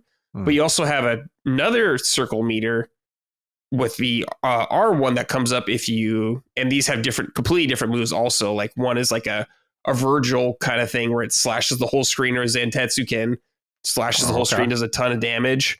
but the only way to get that meter up is by doing perfect dodges. So you're encouraged to, the whole game, like in combat, is like a dance of knowing when to parry an enemy and knowing when to do a perfect dodge if you want to use these resources. And what's cool about a lot of the fights is like the boss fights, if you get a certain amount of perfect dodges, they'll become in a very vulnerable state where you can do a lot of damage onto them. So the combat has been surprisingly really deep and enjoyable, much more than I expected to enjoy it. The story is okay overall. I haven't finished it yet, so I'm not exactly sure about everything, but it's all right. It's pretty shallow right now. There is a lot of world stuff going on. Like there's tons of notes you can read about the world and all that stuff if you're into that, which is cool. And I appreciate all that stuff. But so far, it's a really good time. I'm having a great time. You know, I'm in like the 8s territory right now with this game. Wow. Definitely reminds me of Nier in a lot of ways. Obviously, they take inspiration from Nier. Not as good as Nier Automata or anything like that, but it's good. I think it's worth checking out, definitely, especially if you like action games. What do you think the difference between Nier and your love for that and Stellar Blade is? As in, like the way you word it is like it's not as good as Nier, which I haven't played Stellar Blade, but I mean I love Nier Automata. Like I think it's just you think phenomenal. About Nier and a lot of you think about 2B. 9S, like these characters and their arcs and like the plot revolving around that. It's just not as strong here. So it's like a story kind of thing, but the gameplay is better, maybe. It's different. I like the gameplay more. It's just, I guess, what you're looking for. But yeah, I like the gameplay more. I think there's a lot more you can do. I was just wondering because my friends are insistent that, you know, I'm going to love this game. And when I played the demo, it was not really super impressive to me. I was like, combat wise, I should say. Like, it opens up a lot more. Yeah, but I'm keen to give it a shot because it's one of those things that I think kind of like Sekiro. Like people are like, "Oh, Matt's gonna love this game," and then I played it. I'm like, I don't know, it's like all right, and then but Sekiro, that's a game I want to give a second chance to this year as well. That's on the list. I want to do it before Elden Ring's DLC. We'll see how much free time I can find for myself. Stacked up right now. I know. I got some work ahead of me, but I'm very excited about all the stuff I'm playing and what I have lined up for me. So I feel I have good motivation to get to these games. Yeah. But yeah, still I'm feeling overconfident probably because I have like Hellblade 2. I'm like, I'll just bang that out on a weekend. Like, who gives a fuck, right? You probably could bang it on a weekend. But yeah, Xenoblade's a cool game. I'm really enjoying it. It's got some flaws, but I think it's an impressive first outing for this team. Shift up, at least from a console standpoint. So I'm really happy for them. It's great to see games coming out of Korea more now, like Liza P getting some recognition and now this. So yeah, I'm pretty pleased with it so far. I'll see how I feel about it at the end. But I think there's like some pretty robust stuff to do in New Game Plus, so I'll have to check all that out too. See what's going on. Timothy Tolkien wrote in. Oh wait, hold on a second. Micah, would you play this game? So you're actually getting me more interested in it again. When I saw the trailers, I was like, this looks awesome. But then I started to hear about the difficulty and that it's slightly Souls-ish, you know, and those games just aren't for me. I'm not a patient person. That's not me at all. Right. So when I was talking to Gene about it and Gene making even a comparison to Liza P, and I was like, nah, it's just not for me. You saying that it's not quite that difficult has me saying, all right, maybe I would give this a go because the trailers really had me interested, and Colin and I were watching. I'm like, this looks amazing, but the difficulty, it's that like those games just are not what I consider fun. So that makes me feel a little more like, okay, if Colin plays this, then I'll probably check it out too. Yeah, there's 2 difficulty levels also. I've just been playing on normal. I'll take that, yeah. Which is like the default one. Then there's like an easier one. I think once you beat it, you unlock a hard one or something like that. So you can crank it down a little bit too. Also, if you're having problems or anything like that. The combat pace is much quicker, I would say, than Souls games. So it's pretty fast. So you might be more into that too. You don't have to be as patient, I should say. Yeah, that sounds much more appealing because I was convinced. I was like, you know what? Elden Ring looks so cool. I think I'm going to try this out. And then I watched Colin play that. I know playing it is different than watching. Yeah. But I was just like, this slowness drives me insane. And it reminded me a lot of Witcher 2, which I enjoyed, but like I much enjoyed how much they sped up the combat in Witcher 3, for example. I was like, that was not really my style of having to like dodge and be very calculated with every move you make. You know, you get the boss is about to die and it's like one wrong move and you're out of here. Like it's just not for me. So that makes me feel a bit more encouraged that I might enjoy Stellar Blade after all. Yeah, they give you a lot of tools too, Micah, you can use. Like There's a lot of healing stuff you can use besides your main healing. If you want to, there's like additional weapons and stuff. Like you can throw grenades on the floor if you want. They're consumables. So they give you a lot more freedom in combat if you need extra help or if you want to use these other tools. So yeah, I think you might dig it. It's a cool game. Let's see. Timothy Tolkien wrote in, "Hello, ladies and gentlemen. Brad, please tell me I'm not insane. I'm seeing a lot of people saying that Xenoblade is Game of the Year contender and that Eve should now be a PlayStation mascot and tentpole. Even read some comments saying it's their game of the generation. I mean, is it just me that thinks Stellar Blade actually lacks so much that doesn't even deserve its current Metascore? I've almost finished it. I'm 35 hours into the game, almost got the plat, and most people won't like what I'm about to say because they're blinded by the nice, juicy booty. But man, the game feels cheap. I was shocked when I played two main missions in the latter half of the game that had the same exact structure and the same exact final boss. I mean, come on. Don't get me started on the side quests too. Those are not good. They are not good at all. I mean, people criticize FF7 Remake for making you chase a cat, but in Xenoblade, you have to find a cat, and when you do find the cat, spoilers, and you interact with it, spoilers again, and ends up, and you get a reward. WTF. Almost every side quest is you finding dead people and interacting with them, their corpses. And the two open worlds, both deserts with enemies scattered all over the place. Why? The story is uninteresting. The characters are uninteresting. The voice acting sucks. The world building is weak, but the music slaps, though. Yeah, I'm still having fun with the combat and the fun bosses, though. But this isn't anywhere near what a GOTY contender should be. What are your thoughts, Brad? Am I insane here? I think there is a lot. There actually is a lot of world building in this game. You just have to read it. I don't think it's weak or anything like that. The voice acting in English is kind of like whatever. So I'd play in Korean, honestly, if I was you. Yeah. That's what I did in the demo. The open worlds are both kind of like deserts. Yes. One is like canyons. It's like high rocks, everything like that. And the other one is dunes, essentially.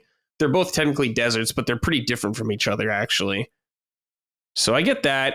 I mean, if it's people's game of the generation, I don't know what to tell you. They just like it a lot or something like that. I don't think it is, but I think it's a cool game. I don't know about GOTY contender either because I haven't finished it, but I can see why people really like it a lot. It's like we were talking about with Hellblade earlier. People are willing to overlook some smaller negative parts if they feel like so much of it is done really right. Kind of like Hellblade's narrative is. And I think the combat is done really well here. So, but I don't know. I don't know if you're insane here, but I don't quite agree with you on everything. All right. This is from Jace Tumlovic. Hey, crew. This one is for Brad. I've played Demon Souls, Dark Souls 1, and Bloodborne. I had decided these types of games weren't for me. I'm bad at them. Now, I'm in love with Stellar Blade, and seeing folks say it's too Souls-like. I see some similarities, but the parry, blink, and repulse actions and the lack of stamina bar set it apart for me. Are there other Souls games like this? Yes. Sekiro is the closest to this kind of game, I would say, combat-wise. You have those blink actions where you see a color and you have to go in a certain direction to dodge it. Sekiro has the Makiri counter thing, which is essentially that. You don't have a stamina bar in Sekiro, so you can do all you want just like this. Sekiro is even like a little more limited what you have, but it's just so damn good what's there. So you might enjoy Sekiro more if you don't like Demon Souls, Dark Souls, and Bloodborne, because it's much more like Sekiro than those games, I would say. So check that out. And that kind of falls in line with what you were hoping for, I guess, Micah, from the game too. A little less Soulsy. All right, let's move on to our closing questions. Remember, if you want to send a question to this show and our other shows, head over to patreon.com/laststandmedia. First question is from GameSimp. Gents and lass, my sister refuses to let her 6-year-old play video games. Meanwhile, I was playing PS2 and Game Boy Advance games at age 4 and am a valedictorian of my master's program. Okay. Cool Should I buy my nephew a Switch in an act of retaliation? I run the risk of wasting $200 to $300, but the reward of solidifying my position as the cool uncle may be too great to ignore. Ooh, that's a tough question. Buying your 6-year-old niece or her 6-year-old play games when she doesn't want them to is kind of sketchy. Yeah. If you buy it, she might get upset at you. Fuck it, no, dude. I wouldn't step into that. Like, my sister, for example, her stepkids do play video games, but they were very staunch on, like, if it says E10 plus and you're 9, you're not allowed to play it. There would be times I'd be like, well, it's E10 plus, and I was like, it says cartoon violence. You know, I was like, we're talking about like Ed Netty level hijinks, okay? Yeah. And then she'd be like, oh, all right. But in general, they did just sort of stick to the ratings because she plays some video games. She actually got herself the Spyro collection for Switch. And I'm like, oh, you're going to love it because we played those games when we were kids. But I was, otherwise she's not hip to a lot of these things. So she was just strictly going by the ratings and following it very directly. So if I was going to buy the kids a game, I would ask first type deal. Like, hey, can I get them this? It's one of those things of like, do I think it's a little ridiculous to totally ban video games for a kid? Yeah. But I don't know this kid, I don't know if, like, particularly if they have an issue with screen time, if they have an issue with general distractions, maybe this is just her saying like this hobby would not be healthy for him until he can figure out how to do homework first, TV later, whatever.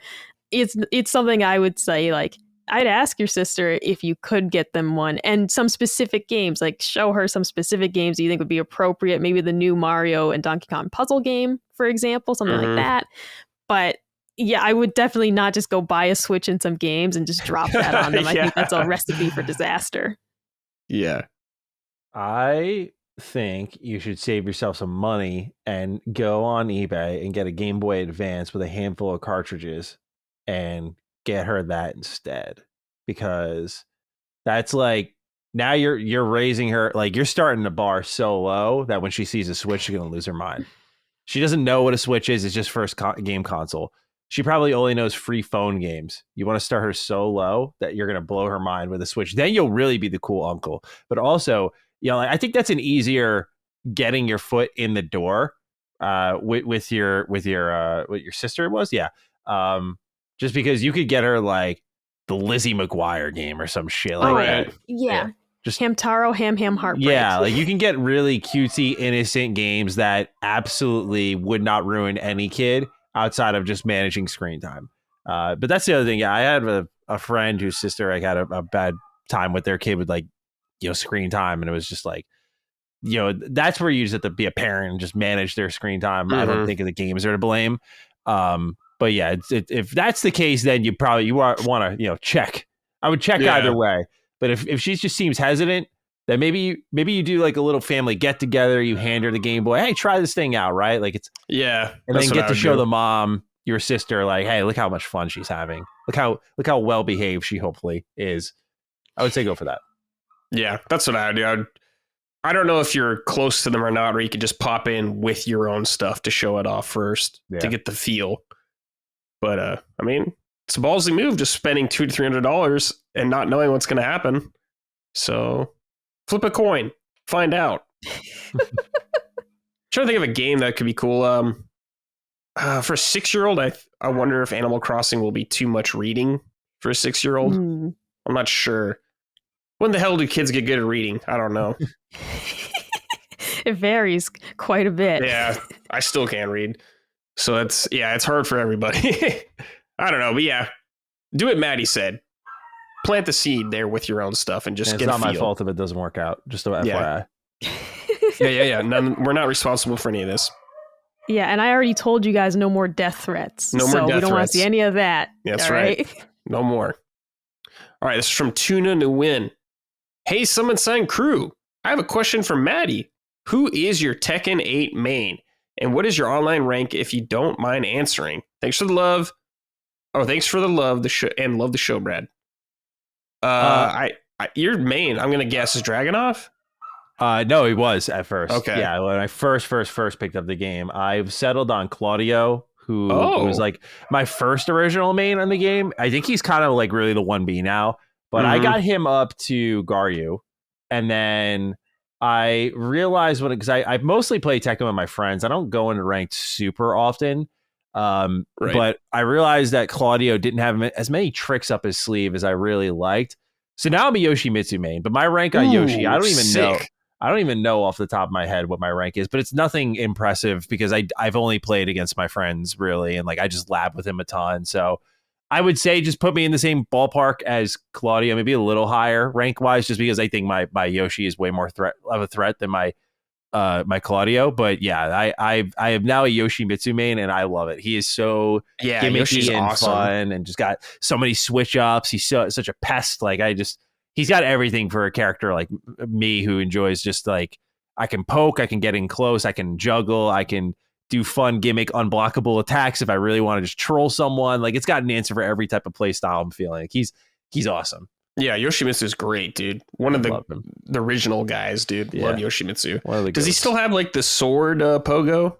Yeah. You can still do that. You can actually split the sword in two and like walk on it. I think the move's called like chopsticks or something like that. Like it's you have a Manji dragonfly stance where he like twirls his sword and floats in the air, and then you can like flip and do kicks. That's all with good it. Stuff. That's really good.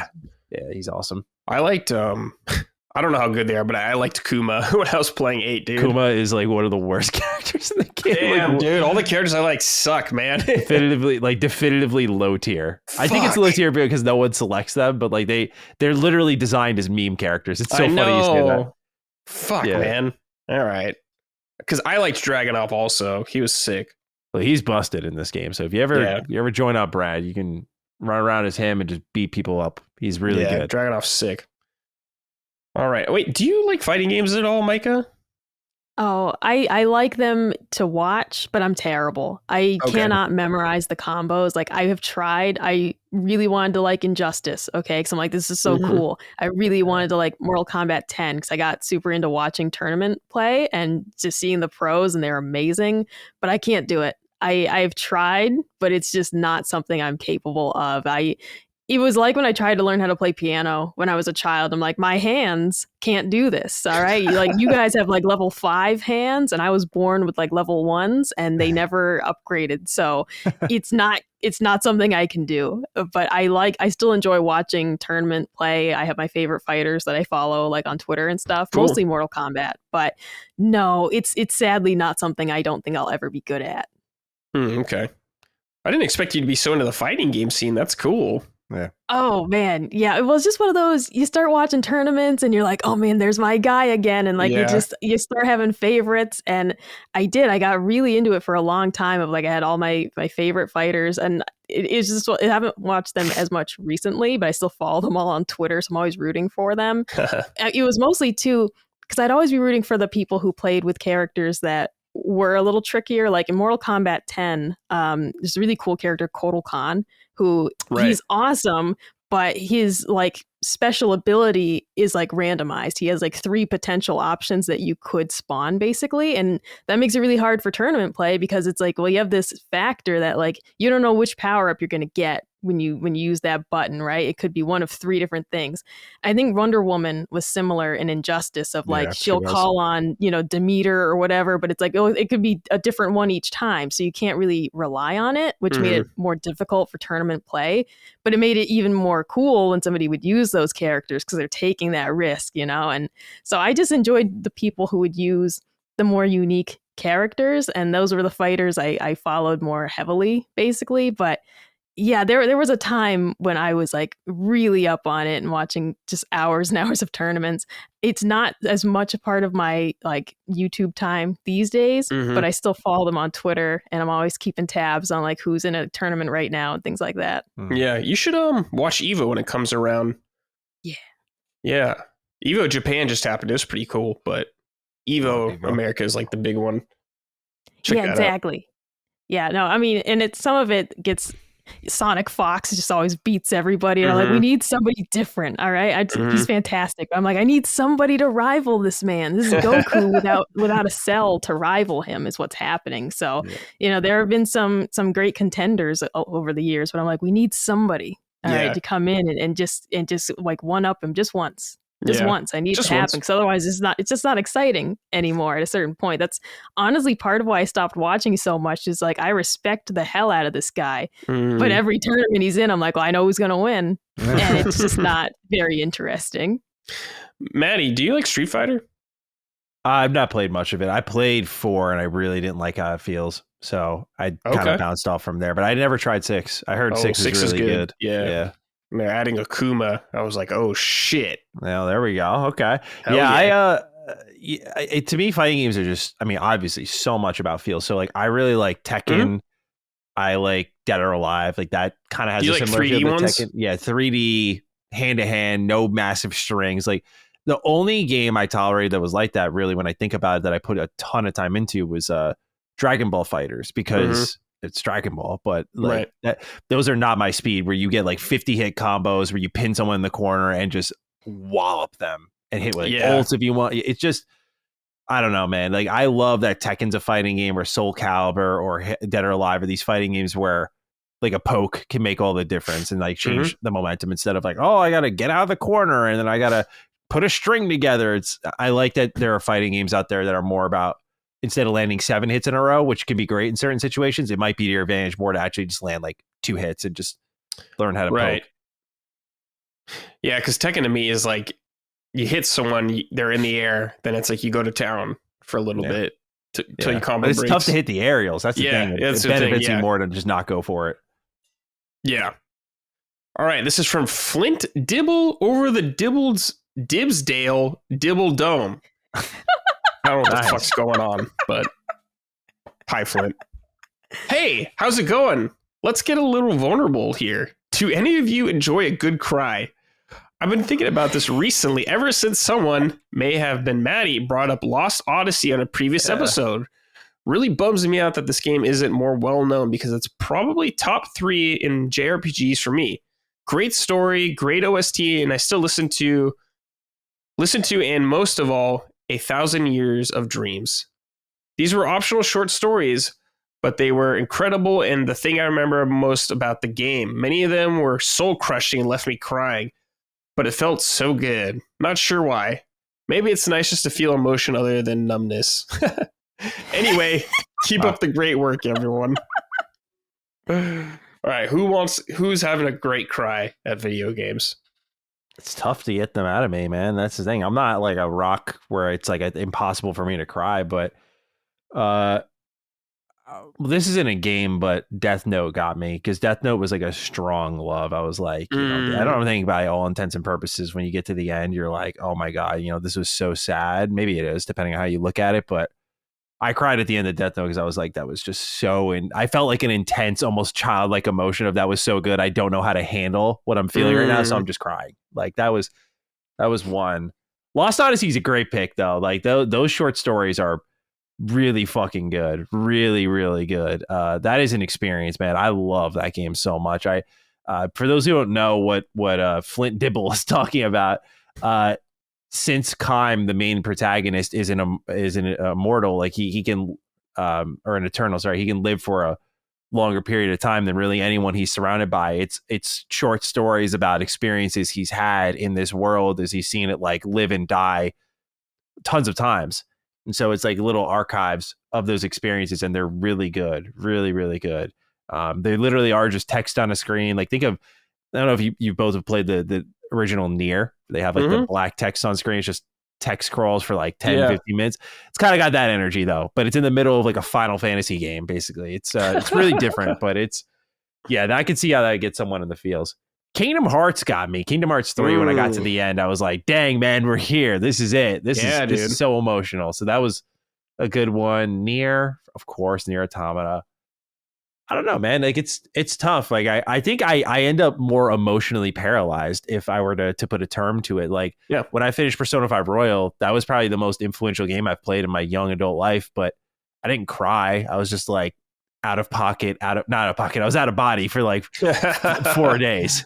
Like just feeling something. I was like kind of in another reality. It was like a very weird out of body experience where I was like, why is a game doing this to me? This is so like, I was getting existential. So to me, my reactions are very different. I don't just cry, but I do sometimes. Yeah. Micah, what about you? Yeah, I wouldn't say I enjoy when a game makes me cry. I respect it. Well, when a game is written so well and is so impactful that happens. I'm a bit of a softie when it comes to certain things. Like I cry at movies sometimes. When we went, this was years ago when The Blind Side came out, the movie about Michael Orr, and I left the theater, I was sobbing. And my sister was like, "Are you all right?" Like, it would, like, it's just I am like deeply emotionally affected by things like that. But like the main video game that comes to mind for this is Seventh Dragon 3 Code VFD, which is my favorite 3DS game ever. But that game had me weeping. And the biggest tragedy is that I don't know anyone who's played it, so I've never been able to talk to them about it because it's like I can't discuss the ending with anyone. But like that game had me like crying for a week. It was, and I was just like, this is just so good, and I had no one to discuss it with. So, but it was like there are exceptions to that. There have been other games that had Tales of Berseria that made me cry. Oh man, that's a good ending. Yeah, that's a good one. And that's my favorite Tales game so far. No, Tales of Hearts-R is still my favorite. That's number two. But it's like that game had me just in tatters, like at various points. And some of it was just because it hit close to home. There's one character who has, a strained relationship like with her mother, basically. Well, that hit home for me, right? So I was like, oh my God, I don't even want to do this section because it was just too real. But it was so well done and so well written that I was like, I appreciate and respect that it's conjuring up these feelings in me, but I was like, no, I don't want to cry. I'm the guy who's like trying to suck the tears back up into my eye. I'm like, don't make me cry my own tears. I do that automatically. Like I don't even mind crying, but when I start to feeling well up, my brain's like, no, not yet. I'm like, dude, just let it happen. Like, stop. Yeah. So there have been a few games to affect me that way. I would not say I enjoy it, but I respect it. Yeah. I don't think I've ever cried at a video game, but I've definitely felt like choked up or emotional, I would say. One of them was Shadow of the Colossus, the very end of the game. That whole ending got me choked up for sure. I never beat that game. Yeah. Yeah. Maddie. All right. We got to get our social we all link got up, Brad. those. We got to play each other's games. We all got those games. Definitely. I think Kingdom Hearts 2 was a good one for me also because it's just like a perfect time in my life for that whole ending. Yeah. Really affected me. Obviously the original Final Fantasy 7, the moment definitely felt that hurt big time. I'm trying to think of something recently though. Yeah, can't think of anything really recently. I felt some heavy emotion in Red Dead. Redemption and Redemption 2. There's some like heavy ass shit in that game. I was just like, damn, man. But yeah, it's good stuff all around. And my Cyberpunk playthrough recently with the Phantom Liberty ending. I did not get the best ending, and I was like, holy shit, that was brutal.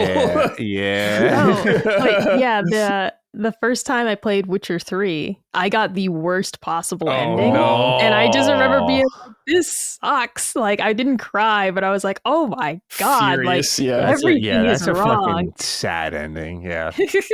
I remember being in the game. I was like, let me look up the other endings. I looked at that one. I was like, oh my God. I couldn't believe I'd bungled it so badly. I was like, we have to replay this game and I have to do better this time. But it was my own, naivete. Like, I tried to romance Triss and Yennefer because I didn't know which one I liked better. I didn't know. You try to be a player. Because I was like, I don't know which one of you I like. I'd like to court you both. And then so like you end up, that didn't work out at the end. And then I made some poor choices with Ciri. That didn't work out at the end. I was just like, oh my God, I've completely messed this up. And it's like when I play visual romance novels. And like one of my favorite ones is these like samurai romance novels. And it's like there are 12 eligible bachelors. I end up alone on the first playthrough every time because I'm just being myself and I'm choosing the things that I'd like to say. And every single time I end up alone, and then I have to use a guide to actually get a boyfriend in the end. And it's just like, this is pathetic. There's 12 of them and I couldn't nab one. Damn, so dude. With Witcher 3, it's like there's so many possible outcomes. I got the worst of all of it. Maybe you just don't have charisma.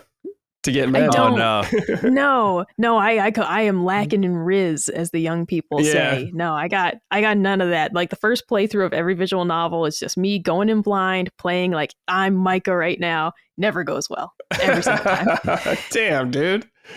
That's sad and funny. I love it. That's my life. Hey, you found your partner. You There you got go. good I old did. Colin. And now we're both sad and funny. Yeah.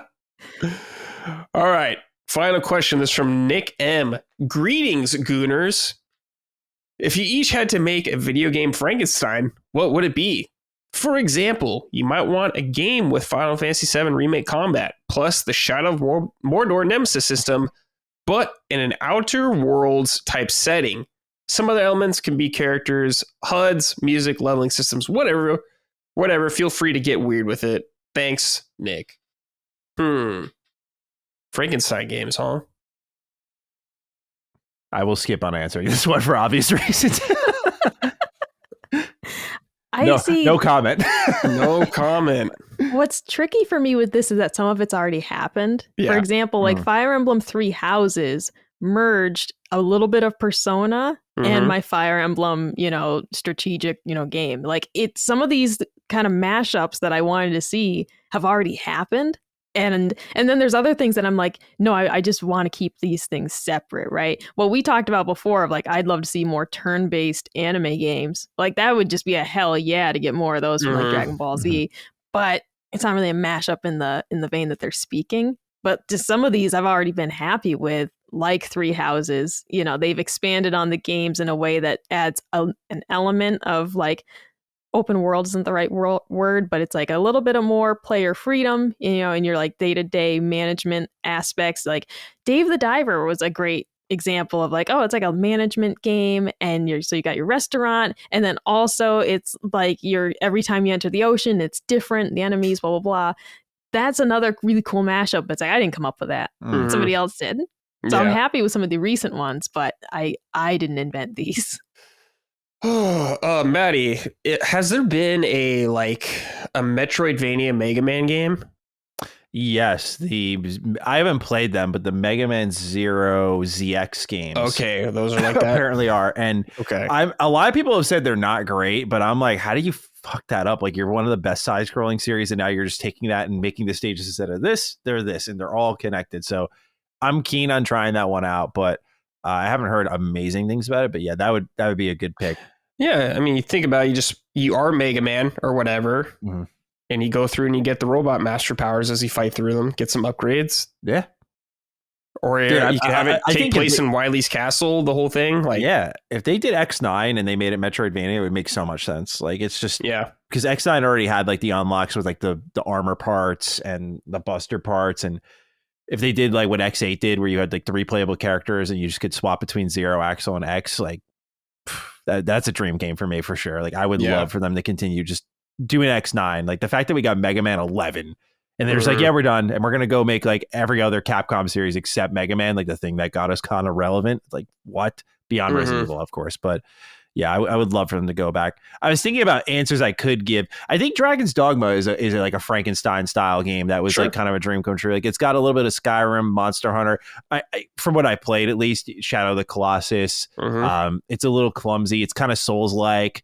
It's got all these elements, and you pull them together and you get Dragon's Dogma. It's like, it's a game that's about being very meticulous, and it could be argued as monotonous, but if you really enjoy the process, like I was playing last night, I roamed the same streets back and forth so much, but everything that happened on those streets was like different each time I was traveling back. Like, I got into like a triple boss fight between a griffin, a drake, and a cyclops. I was like, this is fucking crazy. Like, everything's just popping off at once. But the other time I passed through was nice and peaceful. Another time I got ambushed by an ogre. Like, I love that game so much. But yeah, that would be one for sure. Dragon's Dogma is definitely, as someone who's not a big fantasy head, it pulls from enough areas I'm familiar with or I have enjoyed in separate areas into one where it's one of my favorites.